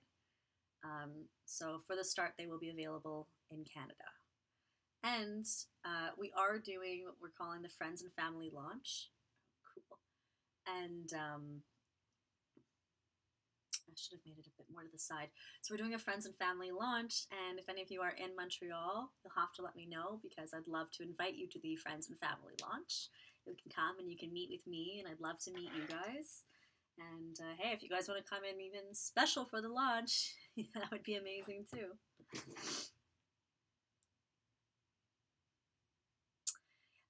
Thank you, Jason. I wish, and like I said, I have a PayPal set up for you guys to always send donations whenever I do my Transformation Tuesdays because it really does make a difference.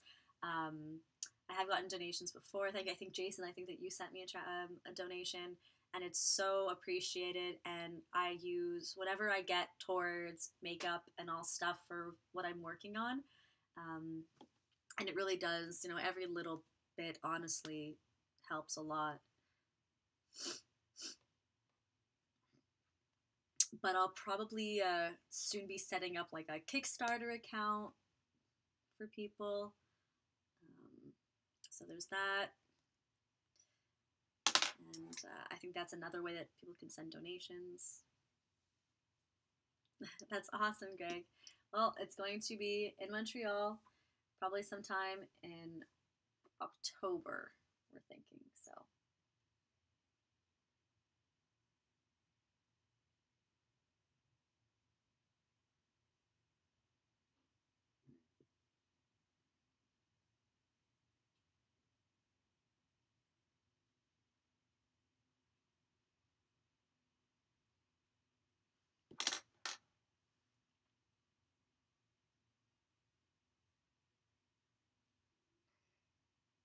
So I got a pearl makeup the other day for like what you did with your cheeks. Oh, but I didn't like it. I'm trying to find something that will sparkle pearl effect the underpaint, allowing the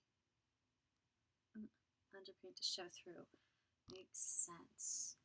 You want it under the paint. So you want to put something underneath the paint, not on top of it? Because what I just use, I mean, it's great. It's an eyeshadow from Makeup Forever. I can tell you exactly which one if you'd like. But I just ordered something from Urban Decay. I haven't received it yet.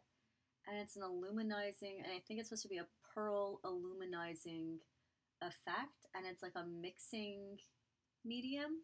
So you can probably put it on directly right onto your skin, or you can probably mix it in with whatever your product you're working with. Oh, I'm getting itchy. Do you know what brand product that would do that? A neutral color. Okay, so you want something that's going to go on top. And are you looking for something that's cream-based or liquid or powder? Because, like, you know, I just used this awesome pearlescent stuff. It worked great. It worked well on top of powder and everything. So it's from Makeup Forever. It's their star powder.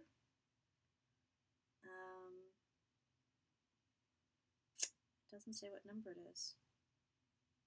Or it's just rubbed off. I don't know. But it's from Makeup Forever. It's one of their star powders. You can even see that iridescence in it. That would probably be your best bet. Yeah, check it out. Or there's all, like, I mean, there's so many who does it now. I think that, like, Kat Von D has some highlights now that are, like, sort of pearlescence. I think even Anastasia Beverly Hills has some. Ouch. Okay. Finger there. Okay, guys. I'm almost there. So now I just need some advice what to do with my hair. So I've got, like, the makeup's done, body's done. Is painting my hair blue going to be too much? Do you guys have some other suggestions for me? Or should I just, like, you know, go big or go home kind of thing?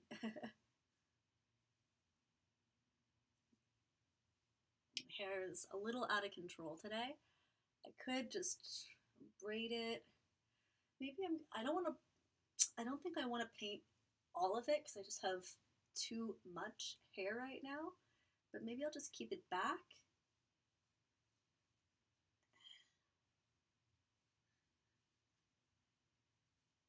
And just paint here. I'm gonna try that. What do you guys think? I'm gonna paint it the light blue, I think. I might have to fix this with a hairbrush afterwards, but I'm gonna try anyways.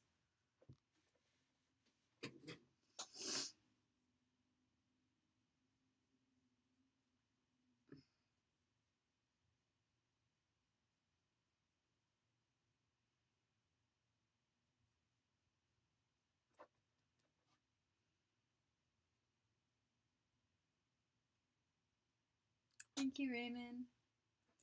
Go blue. Thanks, Judy. All right, I'm doing it.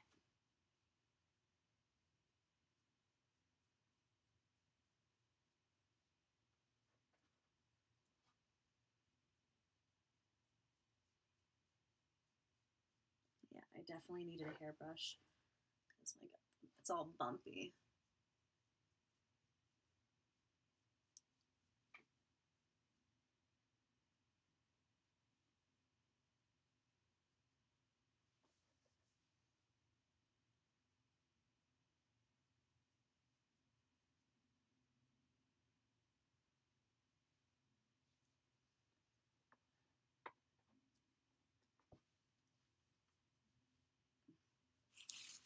What kind of paint do I use on my hair? I actually use the same paint on my hair that I do on my face. So it's just the Mehron Paradise face paint. Like this.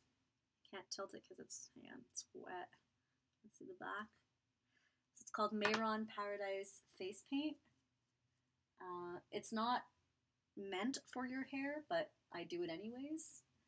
I believe they make hair paint products.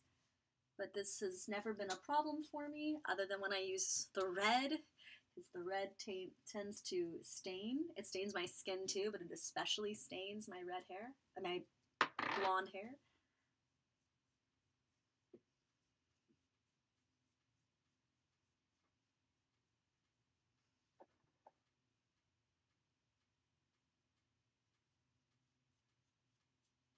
Yeah, I have to fix that because I don't like.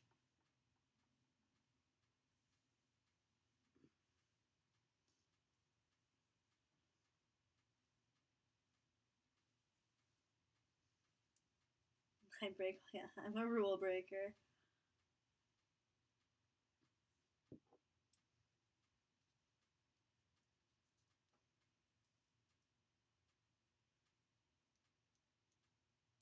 want to be so flat on my head either.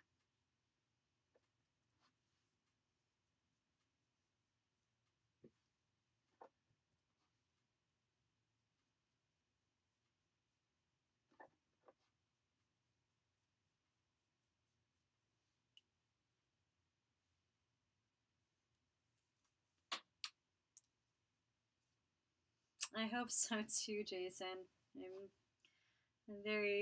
I'm getting very anxious about it. Can't seem to come quick enough.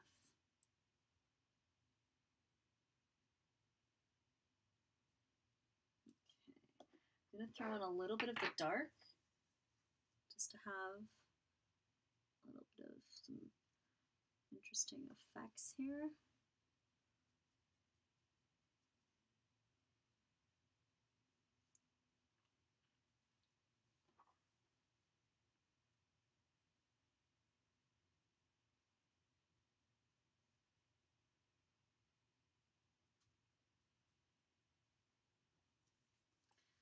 I'm almost done, guys. It's been, okay, almost 4 hours. I never expected this transformation to be that long, but I guess I spent a lot of time talking also.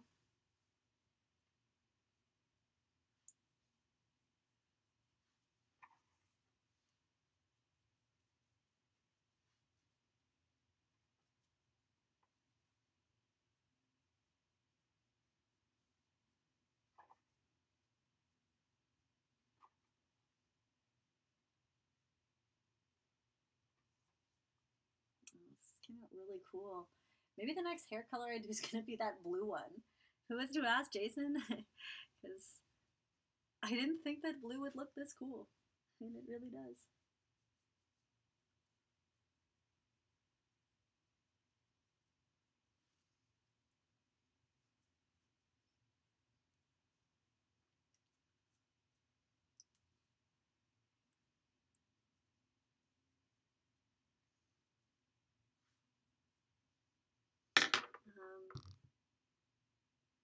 I was in a hospital bed for a month. It seems like that day won't come sometimes, but when you get the good news, it's the way it lifts it off you. Oh, I'm sure. I was in a hospital bed for a month. Oh my God, Jason. Cool hair. Thank you. Yeah. This is really cool. Maybe I will do blue hair in the future because I'm kind of digging this. Where's my little brush? I just want to add this one. I don't like that this eyebrow is not getting enough attention.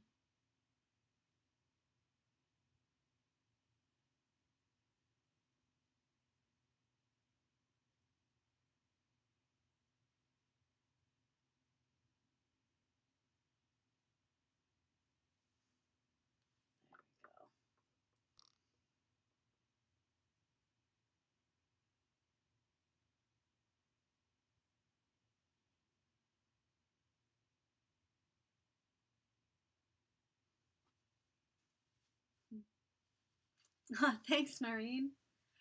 So yeah, maybe I will color my hair blue. It's kind of fun, especially if I do it as like a washout color.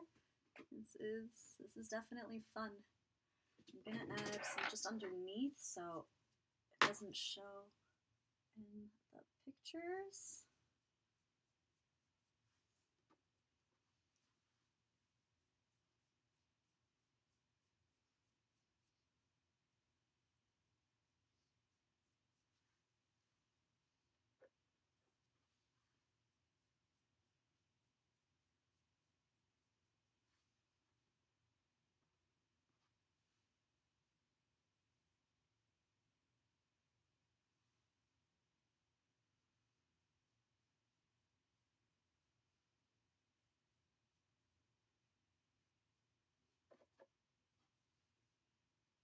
I'm gonna have to retie that afterwards.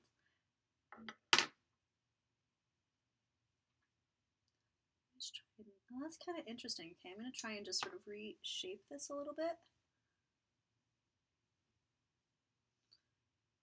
Like it wants to go up higher.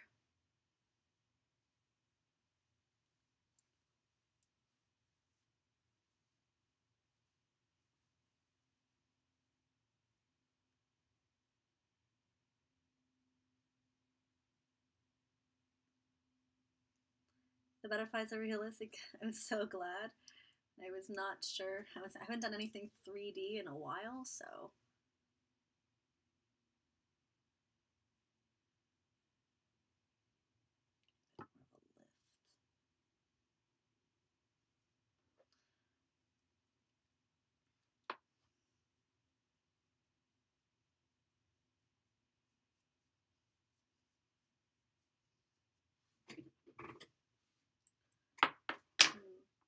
Still not quite doing. You guys remember when I did Ursula? Like, I'm trying to remember how I did my hair for that.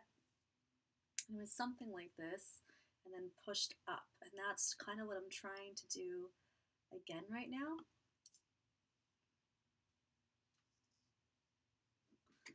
Another clip here.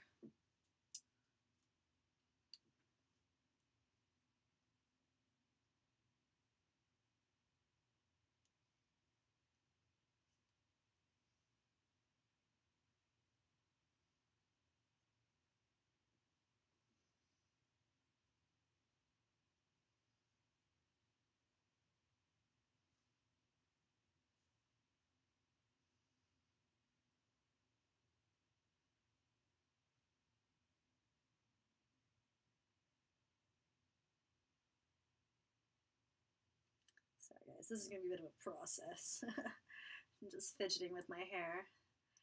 Thank you for all the likes, and the hearts, and the thumbs ups, and the everything. You guys are awesome. The hearts.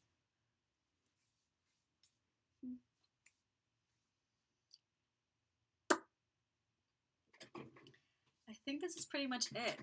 And I have about 7 minutes to spare. The next project should be a line of hair paints. That looks awesome. Thank you. Maybe it will be. Alright guys, this is another amazing transformation. Thank you so much. I think this is pretty much it. I'm gonna put this stuff away a little bit. Yeah guys, I think this is it. This is the whole look. I'm gonna take a whole bunch of pictures now, and hopefully I'll have something cool to post for you guys soon. I hope I didn't forget anything. I feel like this is just like a splatter of blue all over me, and I'm just wondering if there's something I feel like I'm missing. Well, I want to thank you all so much for taking the time to listen to me and to show interest in what's been going on in my life for the last several months now at this point, and the seriousness of the situation and the seriousness of taking care of yourself and being healthy and to support other people and to not stay silent and to not keep everything inside and to share everything with everybody. This illness has not been fun for me whatsoever, and I know that I still have a long road ahead, but I do everything I can to stay positive and to look on the bright side of everything as much as I can. And you guys have been a major support for me, and even in my darkest and hardest times, I come on here and you guys are there and you show me so much love and so much support, and I can't thank you guys enough for it, because you guys have made this whole process so much easier for me to endure. And I'm just so glad tomorrow is my last treatment, finally. And I'm anxious to find out what the doctor says on Thursday. And we'll take it from there. And life's a journey. Try and make the best of it. And, you know, again, anybody else dealing with some of these issues, don't hesitate to reach out to me, and I'm here for all of you the same way that you guys have always been there for me. So thank you guys again so much for watching and for being there for me. You guys mean the world to me.